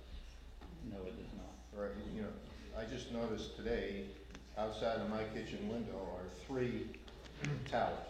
2 are monopoles, one of them is a big ugly cuss, I couldn't even tell you what it is, it's a monster. And while I was preparing for this, you know, I said to myself, oh, geez, I wonder what that's all about and if that's affecting my values, but you're saying no. No, the data says, no, it's not consistent data that shows that there's an increase in detriment to the value. Folks, please, don't get your turn. And as again, I think if you saw Mr. Dees's report and some of the conversation and some of the discussions of other studies that were done, including some that were done in New Zealand, that's an interesting impact of where the people more concerned about the impact to the property value of the tower didn't actually live in proximity to the tower. They lived a couple of miles away. That's that point of your perception sometimes being more so. And I think you raise a point that a lot of people tend not to think about, but you don't even know they're there unless you're looking for it. Or you see it there, you see it get built, you see it's there because it's in your line of sight. Again, but you don't think about it. It's not, it's been there, those things were clearly there before you bought your house and you never thought about it. Well, yeah, and I was only thinking about them because I was reading all the stuff that you provided to the board. So, that's the end of my evidentiary presentation. I don't know if you want to take a break or I can move into addressing the legal standards. We shall continue. Continue? Okay, cool. As the board is aware, this application is seeking both a special exception as well as the height variance. And as you heard Mr. Simoneau read at the beginning of the hearing, there are quite a few different standards that we have to address. Some of them I think fairly can be determined to overlap with each other's, but others are independent in their own. And so I'm first going to talk briefly about 140-131G. I believe F. There's so much out there. I believe that we've submitted everything that's required to demonstrate compliance with that. There is the discussion about, again, the tall structures in line of sight, and this is a theme I'm going to return to fairly regularly. And again, it's borrowed from a case in the Delaware Superior Court called Antietam versus Newcastle County Board of Adjustment. But what we've demonstrated through this is not unusual in the state of Delaware outside of the city of Wilmington, that there are no other tall structures available for the co-location of this infrastructure. So by choosing at least to install this infrastructure within the maintenance area of the golf course and the town, we're doing our best to try to minimize some of the impacts that come from these things. Given the height of these structures, it's impossible to eliminate the visual appearance of the structure. However, existing and proposed landscaping will help mitigate the appearance from many nearby properties. In addition, as I mentioned, this tower is going to be unlit, so you won't have nighttime disturbance if you're looking in the direction of the tower. With regard to the balance of Section F, we adhere to required setbacks. We've included the required fencing and landscaping. We are including the required parking. There are going to be no signs mounted on the tower. There's no lighting required or proposed other than the security light that you heard Mr. Graubart talk about, and we will be painting it in accordance, or finishing it in accordance with the town code. We do have at least 2 other co-locators being able to co-locate on the facility. We have, as you heard me mention, send out the required letters to potential co-locators as well as first responders. And we have also submitted a tower removal agreement in case the tower is no longer necessary, that I believe has been approved by the town council, that will be executed if this is ultimately approved. There are also the more general and specific criteria specifically as to the special use or special exception, and so I'm going to address both of those first in 131G, compatibility of the proposed structure with the height and mass of the existing buildings in the area. These structures have very little in the way of mass. As you heard me tell you, it's about 4.5 feet in diameter at the bottom to 2 feet in diameter at the top. So really the only thing it has in this instance is height, and as you heard me mention from case law, there's really nothing in Delaware regular basis that you can co-locate these structures on. In fact, there's I think, again, borrowing from Antietam, there's a legitimate point of view that there is in fact little land in the state that will be compatible with a cell tower, as such a tall tower by its very nature will protrude noticeably above any landscape. But again, as you heard Mr. Peterson testify, this is necessary because this is line of sight technology. The towers have to be able to see the other towers and pass off the signals between the towers so that your call, your data, your text, or the video that you or your family are watching comes through seamlessly. The location of the antenna in relation to existing vegetation, topography, and buildings obtain the best visual screening. Again, this golf course is outlined on perimeter, as I know all too well, by lots of landscaping. There's landscaping in the middle of the golf course. Of course, there's 2 existing structures in front of where the location for this facility is going to be. So we've done the best we can to screen a 185-foot tall tower. The visual and economic impact. The visual impact of the facility is consistent with any one of these other facilities throughout the state of Delaware, not just the town of Ocean View. As the need for technology does nothing but grow, the need for more towers becomes prevalent, and there's no other way to provide coverage in this instance but by more towers. Like other tall infrastructure, however, over time these facilities blend into the background, as did power lines, telephone poles, street lights, and other similar structures over time, and this is noted in the documents that I referenced earlier. And as, again, unlike structures in unincorporated Sussex County, there is no lighting requirement for this tower, and there's no requirement under the FAA to light it. So I know some people refer to this as an 18-story building. What it is in reality is a 180-foot pole that, as I said, shrinks from less than 5 feet in space to 2 feet at its tip. As far as the economic impact, you have the testimony of Mr. Dees and the other information that was submitted to the board. We're also required to demonstrate compliance with the FCC, which I believe we've done through Mr. Peterson and the reports that were submitted. Likewise, we're required to demonstrate a lack of interference with other signals, which again, through Mr. Peterson's testimony in his report, I think we have done. In addition, there are other standards in 140.116, which I think are the more general special exception standards. Is this facility in harmony with the intent of the comprehensive plan? I think Mr. Simoneau stole all the quotes that I was going to read at the beginning of this presentation. But again, your comp plan does have specific conversations about the need to improve wireless coverage, as well as to welcome wireless carriers in order to facilitate that improvement of coverage. So I clearly think that this, again, complies with the code. Will be in harmony with the general character of its neighborhood, considering density, design, bulk, scale of the proposed new structures. There's only one real structure, which is the tower. Again, we've covered this in my other discussion, but again, we think the only thing here is height. There's no bulk or scale or anything like that with regard to this facility. This is, again, I think a standard perhaps more appropriate for a subdivision or a shopping center or something where you have square footage and people coming in and out. The next few standards I think kind of all can be addressed together, will not be detrimental to the use, enjoyment, value of surrounding properties, will not cause objectionable noise, vibrations, fumes, dust, glare, or physical activity, and no detrimental impact on vehicular or pedestrian traffic. I think these all run together. Again, we don't believe any adverse impacts are going to be occasioned on adjoining properties. You heard there's no noise, there's no odors, there's no flashing lights, doesn't create a burden on county or municipal services, sewer, water, school, things like that. It does not generate any traffic. As following construction, as you heard me mention, it has roughly 2 trips in and out, or 1 trip in and out over the course of every 4 to 6 weeks. Will not affect adversely the health, safety, security, or general welfare of the residents, visitors, or workers of the area. Again, I think it's the exact opposite here. You've heard, or you clearly are aware of the problems with wireless coverage within the boundaries of the town of Ocean View, which applies to health, which applies to safety, which applies to welfare, which applies to education, to work, and everything. And this facility candidly will upgrade all of those services and make those services attainable within the corporate limits of the town. And again, as you heard Mr. Peterson talk about, we are well below the permitted emissions level from a health standpoint as regulated by the FCC. Therefore, we are exceeding the guidelines that have been presented there. And then lastly, complies with all other applicable standards, laws, and regulations in this chapter, which I think, again, aside from the variance, which I'll be talking about in a minute, we comply with. I will note in the application itself, and I don't know how this weighs in, but this is essentially identical to the language in Sussex County, in which there's a provision that says that the board must determine whether the use will substantially affect adversely the uses of adjacent and neighboring properties.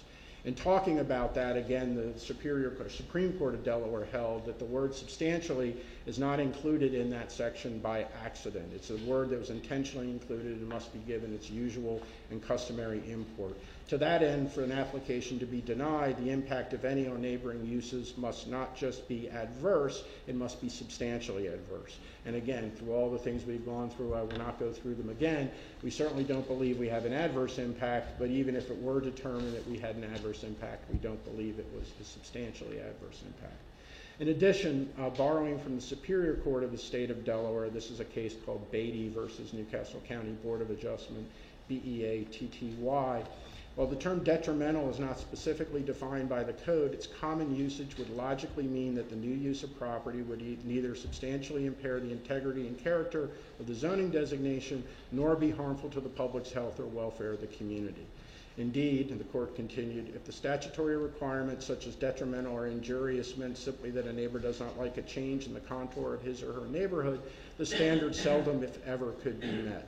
The court understands that a decision by this nature by a board is normally never a popular one, and whenever an application of this nature is filed, the adjacent landowners have a legitimate concern about its effect on the values of their homes and the quality of the community. But these concerns must be appropriately balanced with the needs and welfare of the general community, and that was just a tower case as well in Newcastle County. So again, we think we've met the requirements for the special exception, and so certainly we would hope that the board would approve that.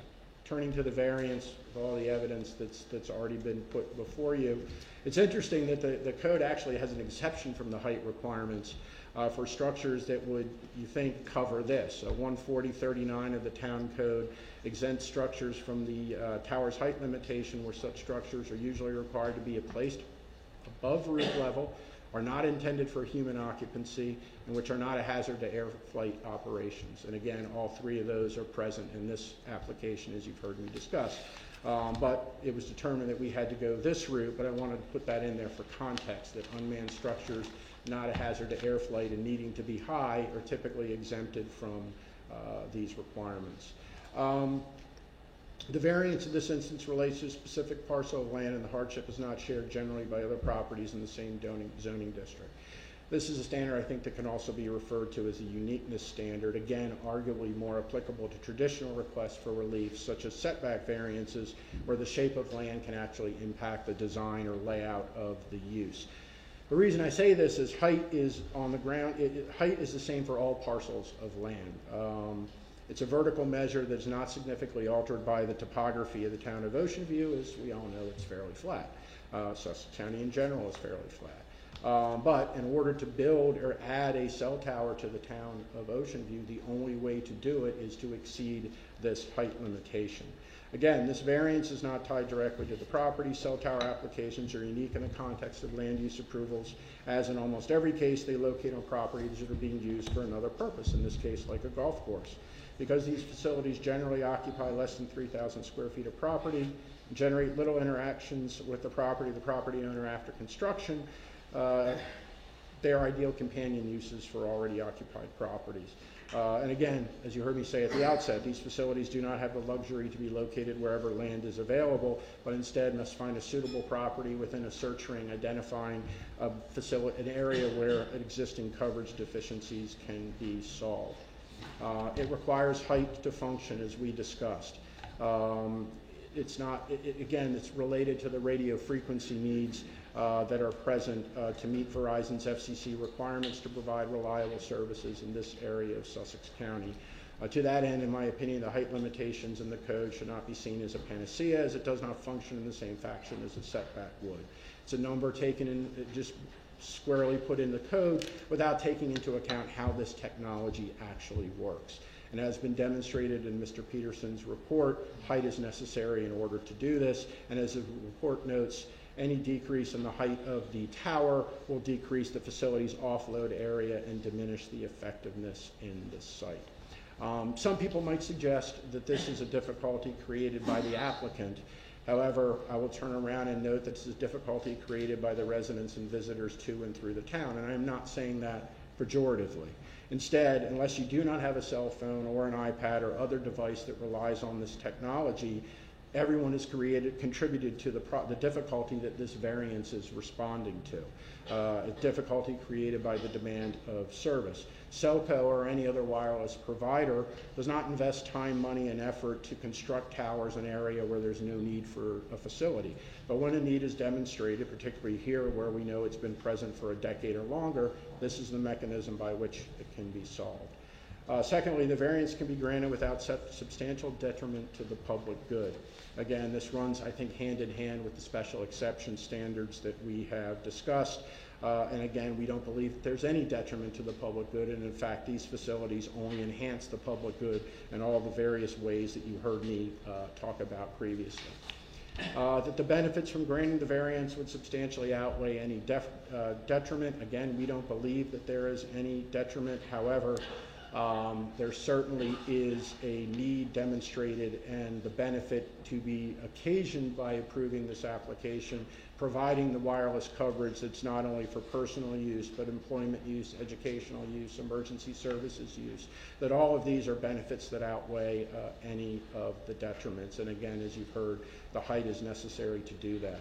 Next, the approval of the variance would not substantially impair the intent and purposes of the comprehensive plan or this chapter. I've already gone through the sections of the comprehensive plan with the last part, so I won't repeat those. And the extent of the variance, again, you've heard our RF engineer testify that the 35-foot height limitation in the code precludes any ability to address the issues that we have right here, and that the 185-foot tower, which again is 177 feet for the center line of the antenna, is the height necessary to address all those covered needs that you saw on this exhibit. And then any other requirements of Delaware law, which is essentially the quick check standard, which you essentially have in this code, which is the balancing of the harm if the variance is denied to the applicant versus the harm to the community if the variance is approved. Again, you've heard as I've gone through this, we certainly don't believe that there's any harm to the community here given where we've chosen and what we're trying to accomplish, and certainly the harm to the applicant and by extension the community if this is denied is that these problems that have been going on for 10 years or more are not going to be fixed anytime soon unless and until a different location or somebody else comes in and do it. So I think, Mr. Thompson, those are all the standards of the code. Mr. Simino, if I've missed anything, by all means tell me. But I am happy to either take questions or step aside and go to public testimony. I don't have any questions. Any members of the board? At this point, Not now. Okay, thank you very much for your attention. thank you. All right, members of the public, now it's your opportunity to come forward and make comments. If there are any spokespeople or anyone representing a body, that's probably the best way to start. Sir, I see a hand raised. Okay, and if you want to come to the microphone, then you just have to identify yourself by name and address, and if you are representing an organization, please identify that. Oh, and just really quickly, the public comments that were submitted, we have received those, the board has reviewed those, but obviously people can make oral comments as well. Thank you, sir. Yes, my name is Ken Keeler. I'm with Lloyd Baltimore Landings HOA, and I'm speaking on behalf of the majority of the residents of Lloyd Baltimore Landing. I'd like to begin by saying we oppose not only the variance but the tower. The tower is going to be, as you pointed out, about 295 feet from our property lines. We in Lloyd Baltimore Landing don't oppose a tower concept. We oppose the proximity of the tower to our homes. Verizon said in their 2005 impact statement that the reduction of value of our homes would be from, they estimated 6 to 10%. Based on, that's in your own impact statement. And that was dated 2005 before a lot of our homes were even built. That's almost 20 years ago you did this impact statement. And at that time, you said 6 to 10%. That's based on the average value of our homes, that's about $60,000 to $80,000. A study, however, published in the Journal of the Real Estate Finances and Economics pointed out that they found that properties located within 2,300 feet of the closest cell tower could see up to 20% of a reduction in the property values. And that would translate to about $140,000 to $160,000 for our homes, for the average price of our homes. So Ocean View's own standards talk about the approval criteria for a variance, and the character of neighborhood, it will not alter the character of the neighborhood. That's something that we are concerned about. This tower will decimate our skyline. It will raise issues related not only to property values, but to our safety and our health. And we mentioned the Telecommunications Act earlier. That's almost 30 years old. So although you're not going to consider the health impact, please keep in mind that these health standards are 30 years old. Cell towers fall over. One fell over in upstate New York, Depew, New York. 2023 was a 114-foot tower, and this is a 185-foot tower. Again, we oppose this tower because not only does it pose a threat to our health and safety of our residents, but it devastates our real estate values, as I pointed out, and in sharp contrast to what the gentleman testified to earlier, it's kind of ridiculous to assume that there'll be any increase in value. All of the criteria suggest that there'll be a significant decrease if a tower is visible from a residence. That's all I have. Thank you very much. Thank you. And we can probably work front to back unless there are other spokespeople. Okay.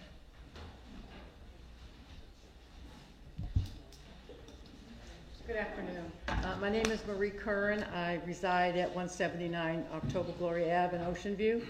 As Vice President of the Bear Trap Dunes HOA, I'm here today representing a majority of Bear Trap Dunes homeowners to object to the construction of a cell tower in our neighborhood. Our HOA conducted a survey on this topic, and by a 3-to-1 margin, our homeowners voted to oppose this project. I'm not going to go into what I was going to say about the real estate because I think that Mr. Keeler has pretty much explained that as our view also. But having done research about 5G cell towers recently, I found out only one fact. Nobody knows what the future will bring on the subject of health risks of children and adults who live by cell towers. It's like all of us who smoked cigarettes years ago, only to find out how awful they are to our health. How many of us would pick up a cigarette now knowing what it could do to us? We could also point to the use of asbestos in buildings. None of us knew many years ago when asbestos was used commonly that it would cause mesothelioma for those who were exposed to it. Now we all know the danger of those things, and therefore we can make informed decision about their use. Today, on the 18th of July 2024, the jury is still out. No one here knows what will be found by the current ongoing health studies concerning proximity to cell towers. However, there's got to be a reason that local governments throughout this country have been saying that they are banning cell towers close to schools and neighborhoods. We're not able to make an informed decision today because although there are many reports of harm, there are no legal conclusions. So we who are affected by this issue are not allowed to vote. Today you, an appointed board, have to make a decision that will affect the financial standing and the health issues of lots of people, many of whom you don't know. Perhaps none of you live in the affected neighborhood that will be directly affected by the cell tower in any adverse way. Maybe in your neighborhood you're going to benefit by better reception on your phone. But think of all the people who will reap no benefit, but could certainly suffer the ill effects that medical researchers are earnestly investigating today. I hope that you will consider the effects that your decision will have on your fellow Ocean View citizens who pay taxes to live in the safest town in Delaware.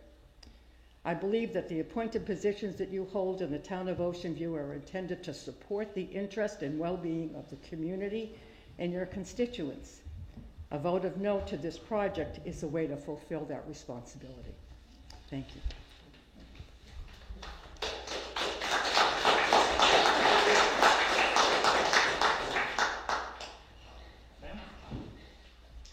My I also live in Bear Trap on the other side of Murray's neighborhood. Sorry, Murray.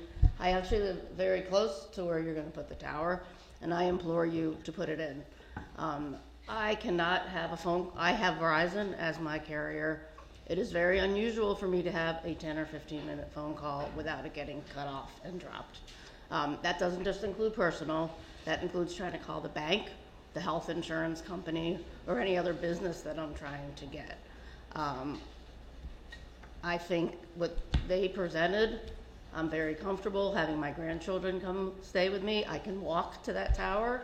Marie's on the other side of the neighborhood, won't even see the tower.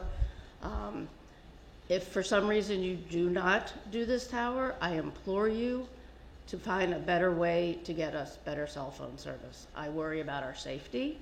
I worry about if my husband has a heart attack and I can't get 911 on the phone. I worry if one of my grandchildren falls and I have to call a doctor. We have no cell phone service at our end of Bear Trap. And unlike what Marie said, most of my neighbors want the cell phone tower. I have several of them here with me today, and we really hope you can do it. Thank you.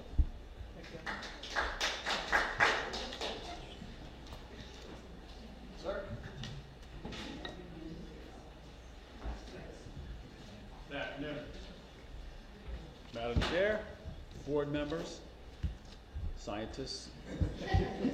I just played one on TV. My name is Mike Walker. I live at 97 G Willow Oak, in direct line of sight with the restaurant, the clubhouse, and this ugly monster that you're proposing of building. I think it has no place in that eyesight that I can see.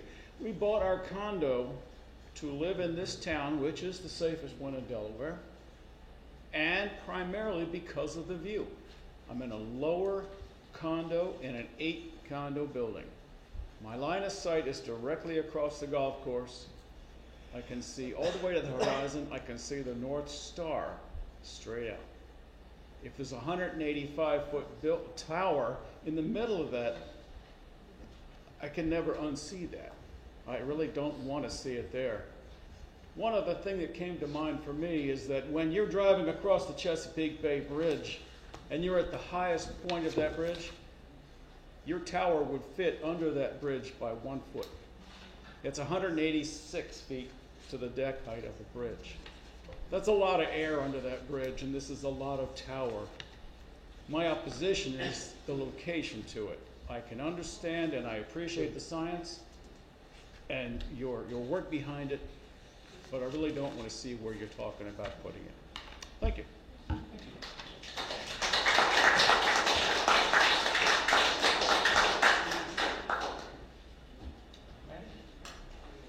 Good afternoon, and thank you for the hearing today. My name is Jean Otter. I think you're probably familiar with my name because I've already submitted 3 letters to your docket.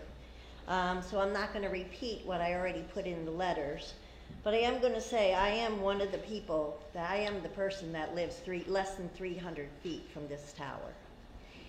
I'm going to see it every day. I'm going to see it every minute I'm in my house. I will look out my back window. I will see that tower. I will be out front in my yard. I will see that tower. Nowhere that I can go in my yard will I not see that tower. So I didn't hear anything today from the applicant that made me feel more comfortable. And again, that's because I live 300 feet. It's not 300 feet from my property line. It's 300 feet from my back door. And I have a little dog, and I don't want the dog to have adverse effects from the tower either. And I heard that the tower is going to have, I did hear today that the tower will have significant cellular traffic, which has increased my concerns for health, safety, aesthetics, and also resale. I don't believe that the tower meets the town's standards. The standards that say that it will substantially impact the character of the neighborhood and adversely affect the property. I believe that this tower will significantly or substantially impact the character of the Lord Baltimore and Bear Trap neighborhoods, as well as affect all the property value in those neighborhoods. Thank you.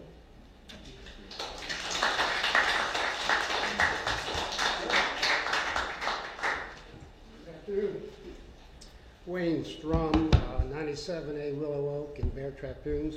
I agree with all the comments in opposition, obviously.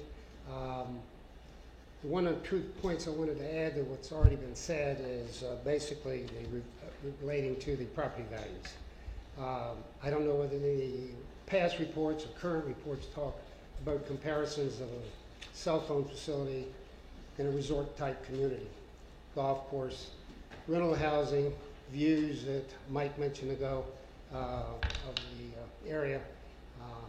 How would that impact my property there, my resale value, if I have one cell tower 185 feet tall, or three like out your kitchen window? What does that mean to me as an owner here for over 10 years in Bear Trap? Some questions which may be buried in the massive documentation is, who would this agreement be between? The golf course management company, the homeowners association, it said the Bear Trap golf course facility. So do they benefit financially from this or not?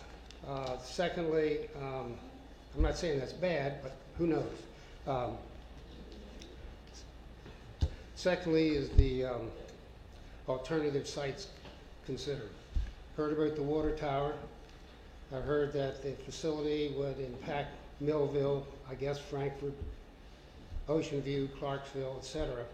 Yet it will be located in Ocean View, on one corner of Ocean View, which I would wonder whether indeed that location is also dictated by the fact that the water tower is no good, but boy, that golf course over there, let's go get that one. I just offer these things to consider because it's a big decision for those of us that live there and in the surrounding communities. Thank you.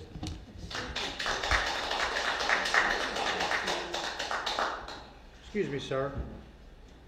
Gentleman who just spoke. Yeah. Could you pronounce your last name again, please? Strum, like a banjo. Spelling? Strum. Strum? Strum. S-T-R-U-M. Sorry. Thank you, sir. Thank you. Sir? My name is Walter Curran. I live at 179 October Glory. This has been an excellent presentation today, a very technical carrot and stick presentation, with the carrot being highly improved coverage for many, many people, and the stick being the recitation of the lawsuits. The best thing for Horizon is that it covers many of their customers, and that's absolutely understandable. But your position as the local Ocean View board is to determine what's best for Ocean View. And in all of that I've heard today, it talks about a multiplicity of spreading out this wonderful coverage. And believe me, I'm for that. But you have to balance what's best for Ocean View, because you are not responsible for other areas around here. There was recitation under 140, 116 as to the required findings, etc. And they simply said, yeah, well, in their opinion, they're not doing any harm.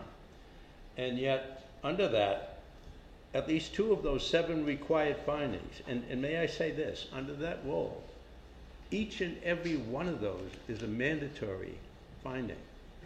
If it fails any of those, your job is to say no. You can't just cherry pick. And in this particular case, item number B, it will be in harmony with the general character of its neighborhood considering density, etc. The cell tower is not in harmony with anything around it, not at all.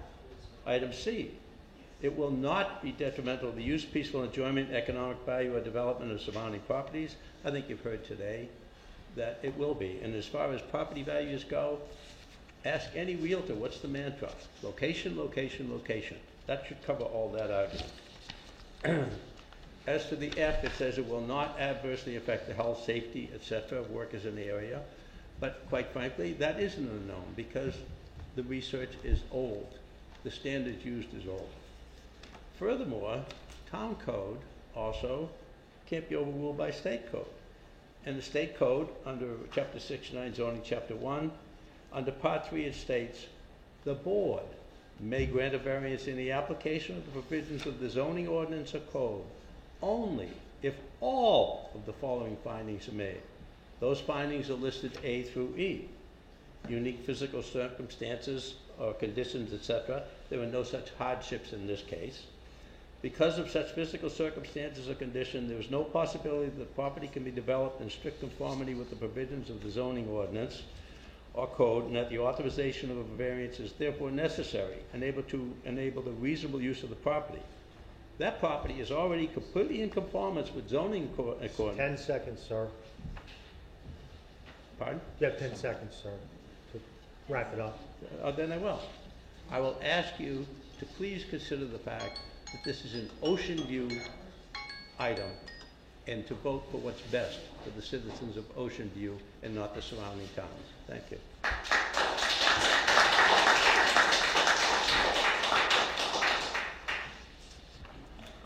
Any other hands? Oh, I see you. I do. Great. How are you?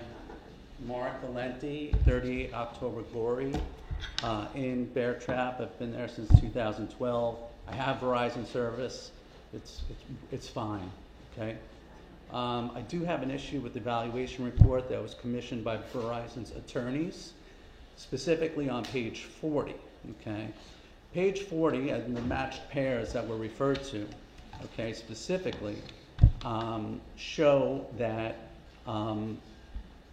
there was significant appreciation between 2020 and 2023. As a stated assumption within the tables, 1% increase in appreciation is attributed to every month that there's a time difference between a like pair. Okay, in match 1, there was a sale of a home without view of a cell tower in July of 2020. 15 months later, there was a sale of a similar home. The report says that the sale was less, or the economic impact of the time was minus 1% of the value of the home. Because of 15% appreciation, 1% a month for 15 months. In fact, you can turn to credible real estate websites and source data, Zillow I referred to, and you can see that between July of 2020 and September 2021, okay, the appreciation of the median, the appreciation of homes in Ocean View was 28.2%. I don't know why the actual data was ignored, because you can get this information on a month-by-month basis. So the minus 1%, okay, that is shown as a negative difference, when you factor in the actual 28.2% appreciation, results in a negative 11.4% on that sale. That's $45,000 and $45,060. Similarly with match 3, 4 months time between two sales. 4% appreciation attributed to the control home. In fact, there was 10% appreciation in the Ocean View vicinity, in Ocean View, okay, which would take that negative 7% to a negative 12%, or $19,492 of money in the homeowner's seller's pocket, okay? So while the summary conclusion on page 43 says, in 4 of the 5 matched pairs, the homes with close view of the tower sold for between 1 and 10% less than the control properties, and that actually wasn't the range that was stated by the gentleman earlier. The conclusion should read, 3 of the 5 homes sold for less than 10% of the control properties. Next. 10 seconds. Thank you. Photo location 13, from the street. Willow Oak, or all these homes have backyards. All these homes, as 98G, will have direct line of sight to the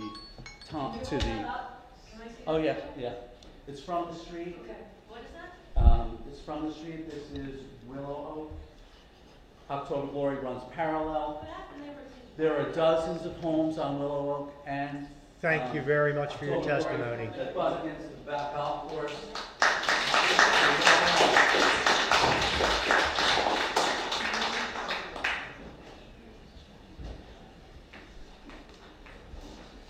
I'm Steve Alexander. Steve Alexander, I live at 1B Clubhouse Drive. I'm a realtor. I've been a realtor here since 1998 and was one of the original salespeople at Bear Trap. My experience they're selling was that the power lines that we have in the back corner of the property, which come off through Fairway Village, across Central, and then circle around our property, we had difficulty at best selling those properties in comparison to another Gulf Villa that did not have that same perspective.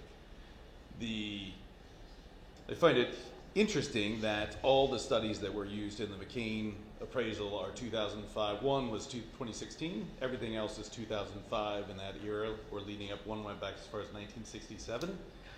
They feels to me like they've cherry-picked areas of great appreciation. Like the whole thing with the AT&T tower in Bethany was they did all that studying when this market was exploding. It's not exploding all the time. If they had done that same study in 2008, whatever, or 2010, it'd be a different story. I was able to go on the internet very quickly and find a whole bunch of studies from 2023, 2020, 2021 that say very clearly property values are impacted up to 20%. The New Zealand study was one that talked up to 10% of impact of value. 90% of homeowners will not buy or will be less likely to buy with a cell tower or with power lines or any of that stuff around their property. So I think while it may not be the ideal location to put it on the water tower, that feels like a good alternative.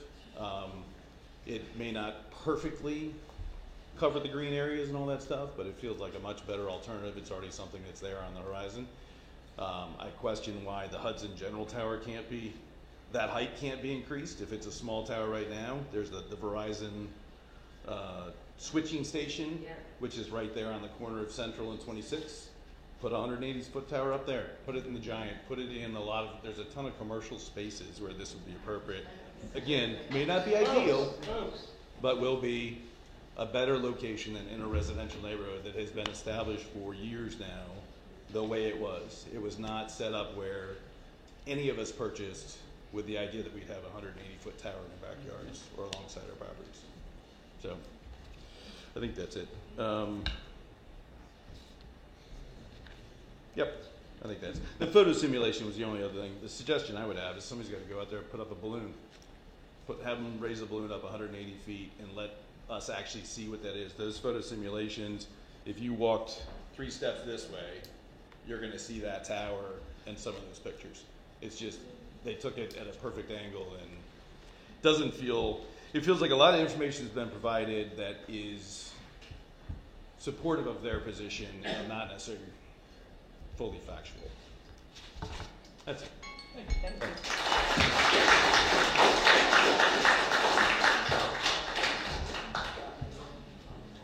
Any other?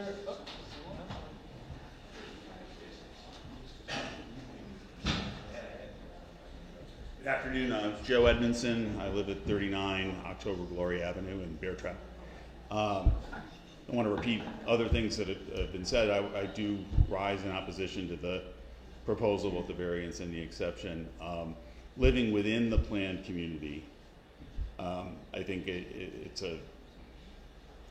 the principal concern here is that a 30-foot height restriction was put for a reason, right, at the time that they developed the plan. And this is not a variance that is a couple of feet over a setback line. This is a 5 times the 30-foot, substantially in excess of what the plan called for. So when we bought in the community and we had certain expectations about what the sight lines would look like, what the horizon would look like, I also like to look at the stars. And it does interfere with the horizon. There's another point I want to make with respect to the, it seems like there's, with the need-based analysis, that we're talking about interior use of the cell phone data, and I think that over time, more and more people, maybe most people now, once they're in their house, rely on Wi-Fi, which is not wireless. Wi-Fi is the internet, and Wi-Fi is data. And so if you're in your house and you're going to send an email, your phone is going to switch over to your Wi-Fi if your phone is connected or your tablet's connected to the Wi-Fi. You're not going to be using the data. So I think that it's maybe overstating it a bit to say that we have this need for greater service inside of our houses. I think our houses are mostly covered by the internet, and which is not transmitted over the air. And it sounds to me like the outside vehicular coverage and coverage on the streets, and I can tell you that I lost a lot of balls myself, and coverage on the golf course is just fine. I can stream my music while I'm playing golf. So I don't see that problem.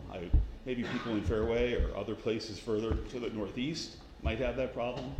And so the siting of this in the southeastern quadrant of the donut hole, as opposed to maybe the northeastern quadrant or closer to 26, as some people suggested, seems like we have a siting problem, and we could maybe do more to, maybe not the most optimal solution, but a solution that would benefit both the residents and not having their aesthetics impacted, while still serving the needs of having the service coverage increase. Thank you for your consideration.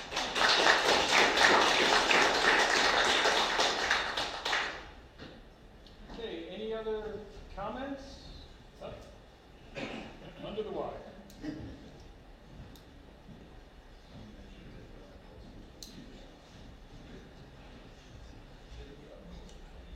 My name is John Campus. I live at 37195 Lord Baltimore Lane, which is one of the right in line side of the tower, proposed tower. I don't have real prepared comments, but I want to throw a few things out for you to think about while you're making your decision. Number one is, I believe that this is a business decision on the height of the tower. It's a business decision on the part of Verizon. They could put a much smaller tower in and still increase coverage. Secondly, I've had Verizon cell phone ever since I built the house in 2015. I didn't have any problems. Cell phone worked fine, and so did my internet off the cell phone.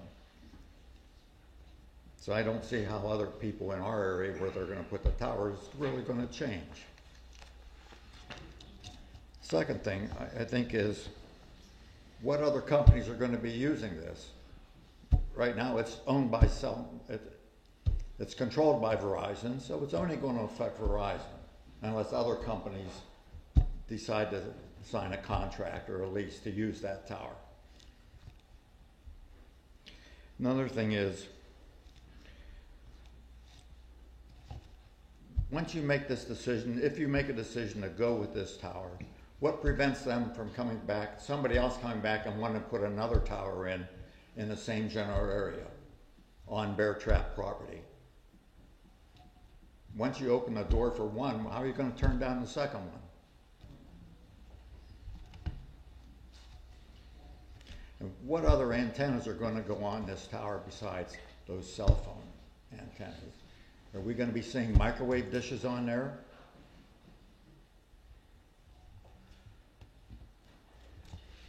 I guess that's it. All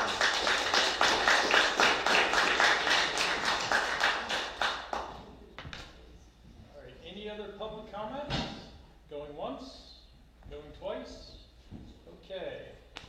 Mr. Semino. I don't have a comment, but I do have a question I'd like to ask the team based on what I'm hearing here in the room. There's been a lot of discussion about your study of home valuations and what the dates of those studies and how old they are. Do you have any recent data? Has your team done anything recent, say within the last 5 years? The report done by Mr. Dees, his analysis is a 2024 report. Thank you.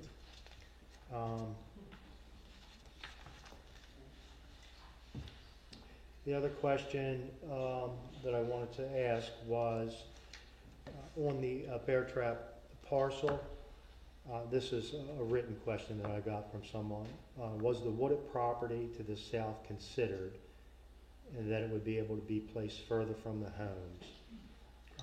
I think that's close to the Beaver Dam Road water tower at the bottom of the golf course, that's the water tower, and Mr. Peterson talked about one of that. I just wanted you to That- address. that was my guess. Yeah. That's my guess. They were That referring would be to- to the south. Thank you. That's all I have. Scott. Any members of the board with questions? Yes, I just have one question, one acknowledgement. Someone, and I'm sorry, I didn't get names down, said, does any other agency or whatnot in the area recommend having the tower there? And yes, we have gotten letters from the, obviously the Ocean View Police Department. We have gotten the security people for the state of Delaware, the emergency security system for the of the state of Delaware. We've gotten from Millville. We've gotten a lot of the communities saying it will be such a help for their troops, for their to interact, because on all of these, as I think that you recommended, all of these emergency vehicles have computers and have the cell phones, and this will help to get to your house as fast as they possibly can to get the scene of an accident, and heaven forbid there is a national emergency to hear about it here in the area. I have a question, Madam. Tidewater Utilities recently built a huge water tower on Roxana Road, just almost across the street from the new BB Cancer Center and Emergency Room. Was that looked at? Is that too far away from the service area? Oh, when we get up here, then I can direct, but I appreciate that. So if anyone couldn't hear, the question was about the new water tower that was constructed along Roxana Road. Andy, do you want to respond to that? Yeah. Yeah, I'm not sure exactly where that is, but you know, Roxana Road is Probably north of Pepper's Corner on Roxana Road. It's right at the Pepper's Corner where there's a new emergency center for BB Healthcare. Okay, yeah, Roxana Road is better part of 2 miles west from the location. So it's not exactly a foot per foot or you know, mile per mile shift, but when we shift that, if we were to shift it 2 miles west, the coverage footprint would basically shift along with it. So, you know, covering 2 miles with robust, you know, which would take us even further from some of the coverage areas that we're looking to improve. So a shift of 2 miles to the west, it's not going to work.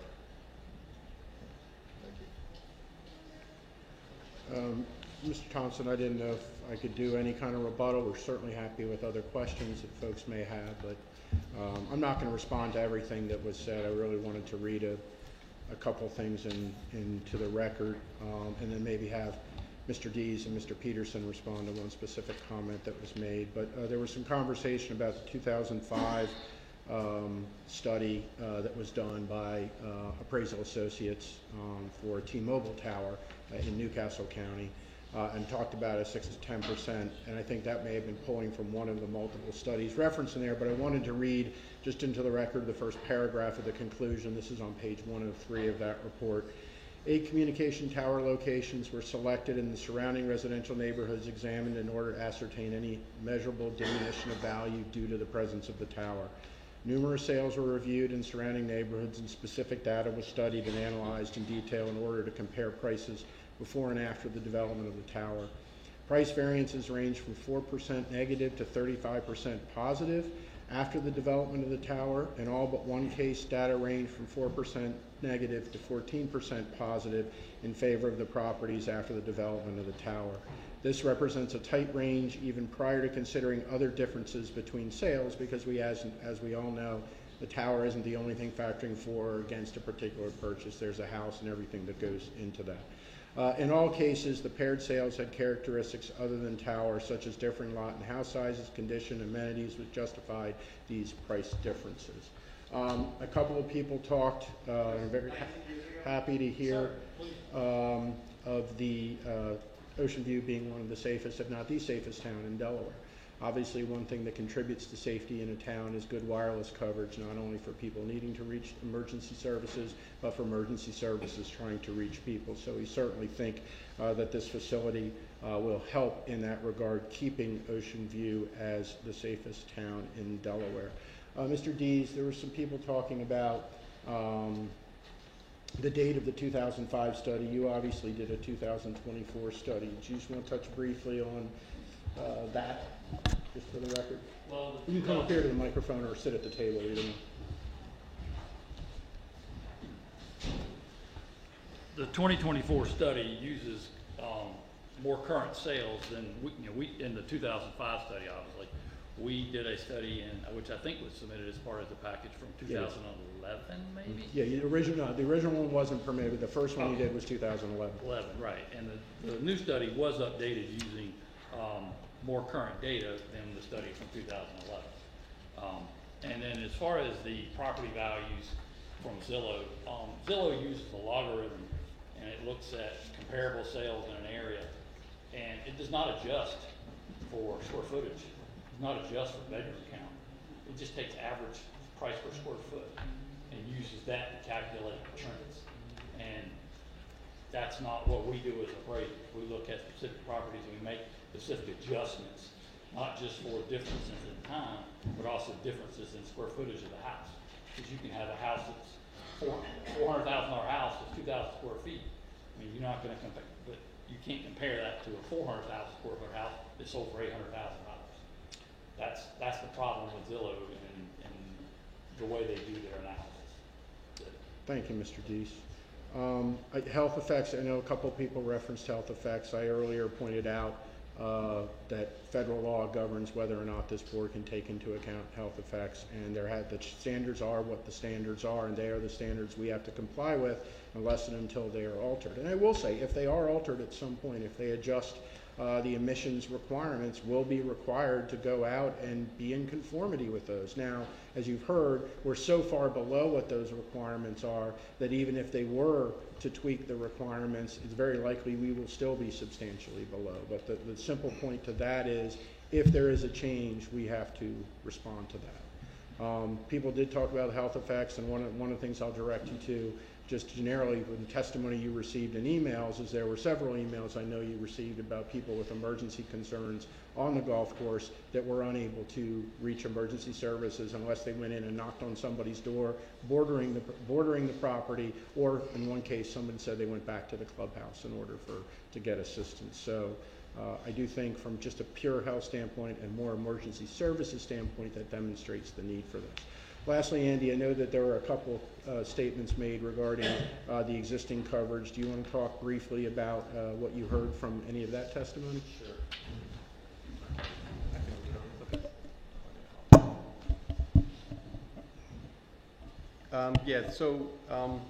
We did hear a comment regarding widespread use of Wi-Fi in people's homes. That's true. There is heavy usage of Wi-Fi in folks' homes. I have a reliable Wi-Fi network in my home. My phone does Wi-Fi calling. All the devices in my home have Wi-Fi capability for the most part. Yet we still see data trending that indicates the surrounding sites are chronically exhausted. So, we acknowledge that Wi-Fi is a supplemental means of connectivity. However, Verizon, that doesn't change the fact that Verizon Wireless still needs additional resources in homes, on the street, for vehicles, in businesses. Just to talk about that for a moment. And beyond that, kind of connected to the Wi-Fi, if there's a commercial power loss and folks don't have a generator that runs their home, their Wi-Fi's out. And in times of emergency, which could be weather related, having the ability to make emergency phone calls is of utmost importance, not only for emergency responders, but for folks in their homes. And if they don't have power in their home, they don't have Wi-Fi, and then they're solely reliant on the cellular network. I think that's it as far as my comments on. And again, just to wrap it up, the 35-foot height limitation clearly doesn't work for a facility such as this. And the 185 foot to the top of the lightning rod size was specifically taken because it addressed those coverage deficiencies and capacity deficiencies in the way that was demonstrated on the exhibits that you testified to earlier, correct? Correct. Okay. And then lastly, just one very general question, because one or two people raised the issue of the photo sims. As the board knows, we submitted a whole variety of photo simulations. You can say some are good and some are bad. Some show the tower, some don't. And the gentleman's exactly right. Wherever you take the picture is what you're going to see. We did fly a balloon, unless Matt, you correct me. Otherwise, that's how we established the height, and that's how you establish what the simulation is there. But all of those pictures, both the good and the bad, reflect the 185 to the top of lightning rod height for that. Obviously, we're not going into people's backyards and taking pictures from there, so of course everything has to be taken from the streets or the public areas or park areas, or we can freely walk in and take the pictures. So I just wanted to add that color for the photo simulations that you all received. Mr. Tracy, I had a quick question. Actually, your comment brought it to mind. So we have the Telecommunications Act. Have the standards been updated? Do they routinely update those? Do you know what I mean? In other words, what you're using, I suspect, for regulations is probably more current, but I'd like to hear that. So the standards are reviewed on a regular basis. In fact, they were reviewed and reasserted as recently as 2019. Now, they haven't been significantly changed since 1996. And I think that speaks to the fact that electromagnetic energy is the same as it was when Marconi first made the first communication over an RF channel 200 years ago. And that is how this energy impacts the human body. Yes, 5G is new, 4G was new also at a time, 3G was new, 2G was new, and all those iterations in technology, or most of them, happened after 1996, but they don't really affect at all how electromagnetic energy interacts with the human body, and that's reflected in the fact that the standard hasn't been significantly changed since 1996, although it has been reviewed, as I said, and reasserted as recently as 2019. So again, I will close. I directed you to the comment from the Beatty decision about balancing the needs of the few against the needs of the many. I will again go back to AT&T versus Sussex County Board of Adjustment, a 2015 case with Judge Brady, noting if mere resident disapproval were sufficient to defeat a telecommunications tower proposal, then this would rule out telecommunications tower near almost any residential area. And the reality is that's where the demand for service is moving. You know, I like to tell people, for better or worse, we've gotten the good sites. You know, the sites along the highways, the existing water towers, and everywhere where coverage is needed. But as development comes and site areas are more built out, the need for facilities addressing those residential areas are present. And as Andy talked about, that requires a tower, and that requires a tower close enough to be able to receive and transmit the signal effectively, while also not, as Andy testified to, battling with other towers in order to effectively accommodate this. So this is where the need is. There's no other technology that's out there to address this right now. If there is, as you heard, we have a tower removal agreement in place that would require us to take the tower down if there's a new service that doesn't require towers, but nothing like that is on the horizon. And so this is what we need to do in order to fulfill the need and fulfill the gaps in coverage that currently exist and have existed for some time in the town of Ocean View. So again, we believe we've met the standard for a special exception. We believe we've met the standard for a height variance, and we respectfully request that you approve both. Thank you. Any other questions, anything like that from the board? If not, we're going to close the public hearing. Okay, we are closing the public hearing. So now it's the board's opportunity to discuss the matter, and if prepared, can take a vote. Madam Chair, I have a motion. I'll start with the variance. I move that we approve application B453 for a variance from section 140-131-F as in Frank, 2 C as in Charles. Height limit to construct an antenna support structure with an overall height of 185 feet on CTM, as described in the July 3rd, 2024 overview from the Director of Planning and Zoning and Development. Based on the record made during the public hearing and for the following reasons. The application meets the requirements of section 140-108-G for the granting of a variance. Specifically, the variance relates to a specific parcel of land which is within the golf course property and adjacent to the maintenance building. And the hardship for a telecommunications tower height is not shared generally by other properties in the same zoning district and vicinity. The variance can be granted without substantial detriment to the public good. The benefits from granting the variance would substantially outweigh any detriment, including improved public safety. Approval of the variance would not substantially impair the intent and purposes of the comprehensive plan or Chapter 140 of the Town Code. All requirements for the grant of a variance under Delaware law are met, including satisfying the quick check analysis. Specifically, the nature of the RPC zone in which the property lies allows for a mix of commercial and residential uses. The character of the immediate vicinity and its uses include a maintenance building and a golf course with a wooded area separating the site from the nearest residences. If the height restriction were removed, it would not seriously affect neighboring property and uses, which could continue to be used as a golf course and residences. If the height restriction was not removed, the applicant would experience exceptional practical difficulty in making normal improvements in the character of a telecommunications tower of the property. Furthermore, the application presents a unique circumstance due to the nature of a telecommunications tower requiring to be above other structures. A tower could not be developed in strict conformity with a 35-foot height limit and still serve its purpose. The variance will not alter the essential character of the neighborhood which uses wireless communications. The variance will not impair appropriate use or development of adjacent properties.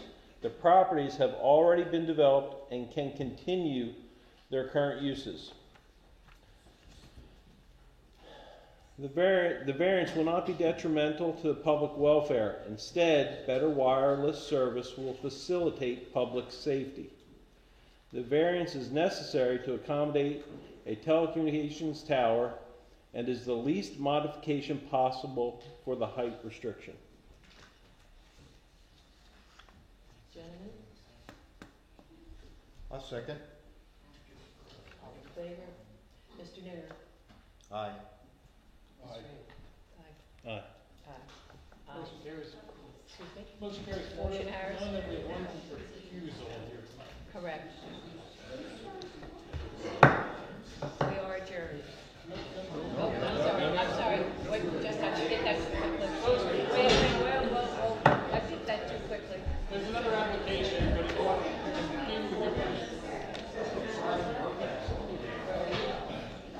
This one, I thought that one came automatically. Go fan.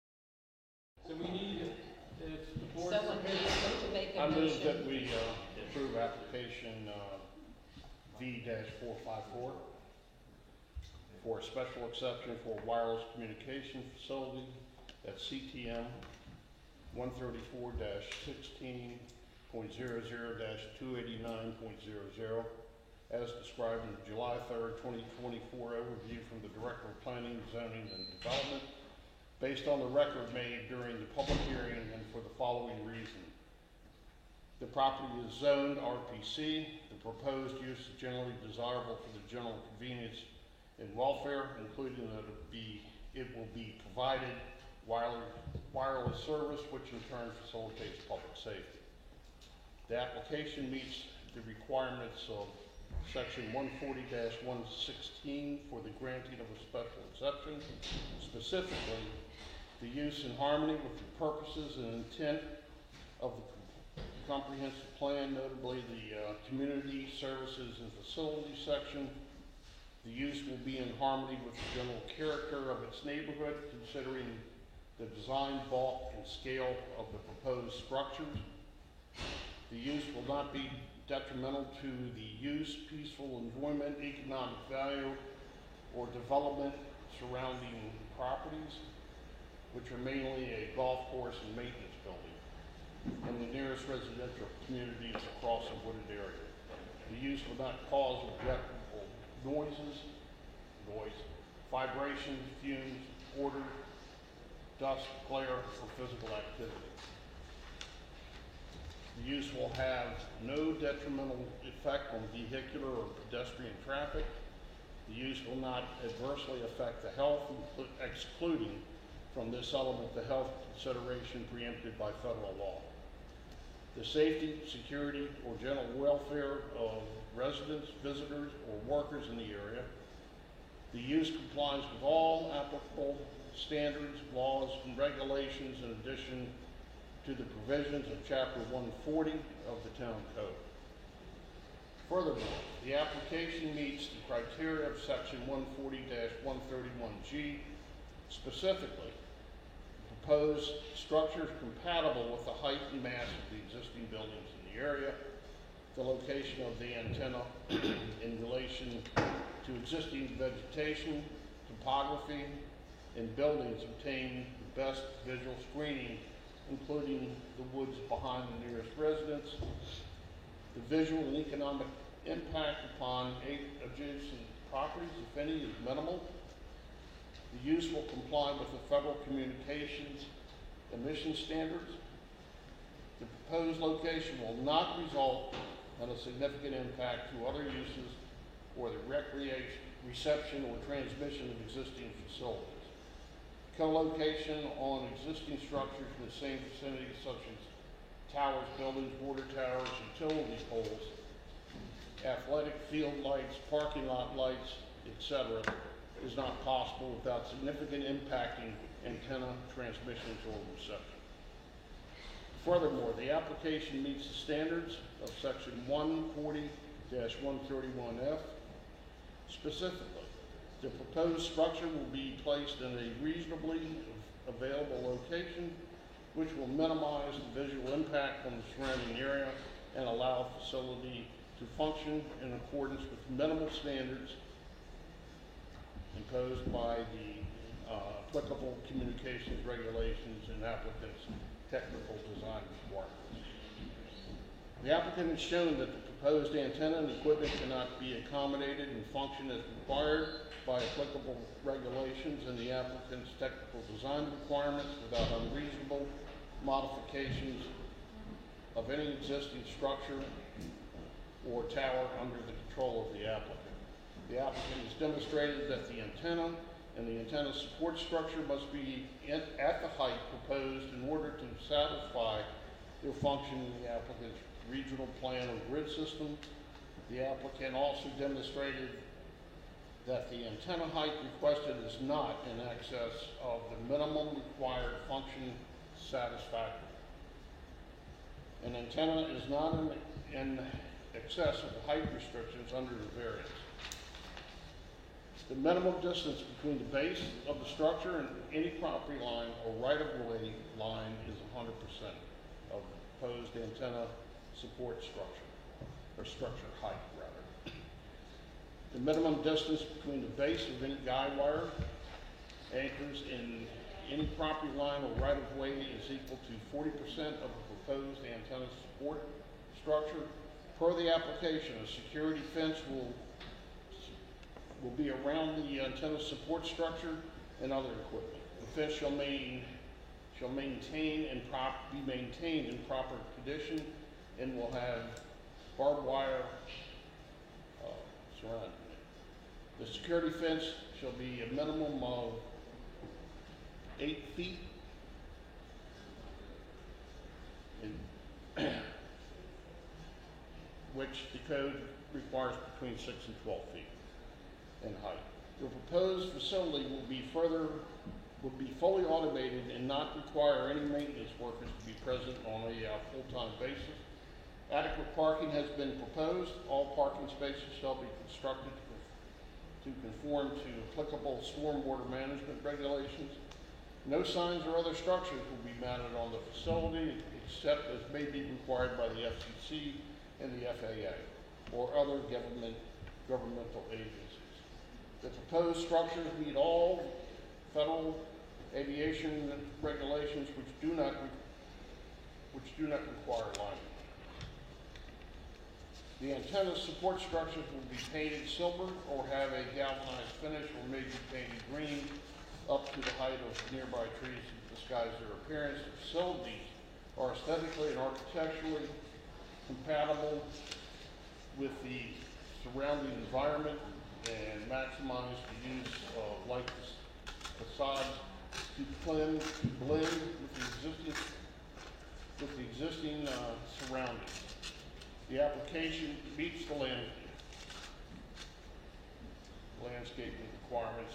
The proposed structure is designed to accommodate co-location for other users, including other wireless communication, cellular communication, and personal communication service provider companies, and local police, fire, and ambulance companies. The applicant provided documentary evidence that all other authorized users have been contacted by the applicant with an offer of co-location or the applicant's proposed antenna support structure.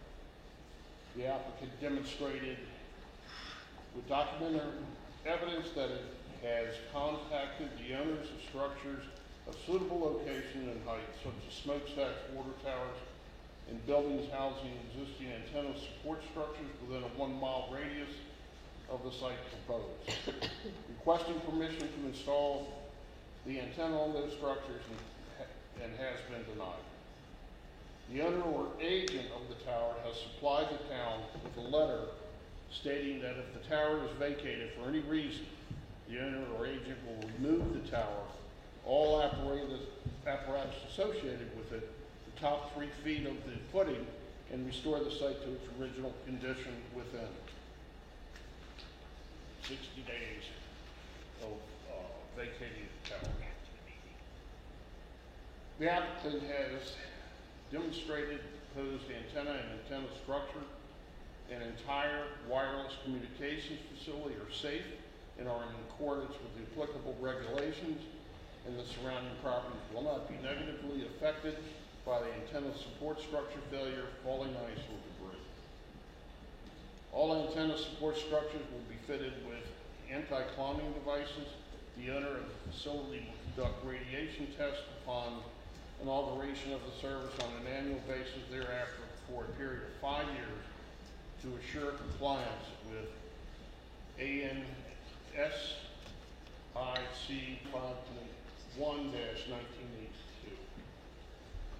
The use will be subject to the following conditions. Any antenna structure, antenna support, and accessory structures not properly maintained shall be required to be removed at the expense of the persons having control or receiving benefits within 60 days after receiving notice of non-maintenance from the town. Vandalism or graffiti will be reported to the Ocean View Police Department. Violation notices shall be issued only after vandalism or graffiti has remained for more than 72 hours after being first noted by the police department. If 3 violation notices are issued within 1 year period or less, this shall be interpreted as having received notice of non-maintenance or declared as having abandoned use. So the applicant will provide the town with a copy of full executed lease of the property. Okay, I need, gentlemen, I need a motion to adjourn. Well, we need a Yes, second. I'm sorry, we have to need a second on this. I'll second the motion, ma'am. Aye. Aye. All in favor? Aye. Aye. Motion is carried. Now, I need a motion to adjourn. Madam, I move to adjourn. Second, please. Second? All in favor? Aye. Motion is carried. Can we get home? To Alaska.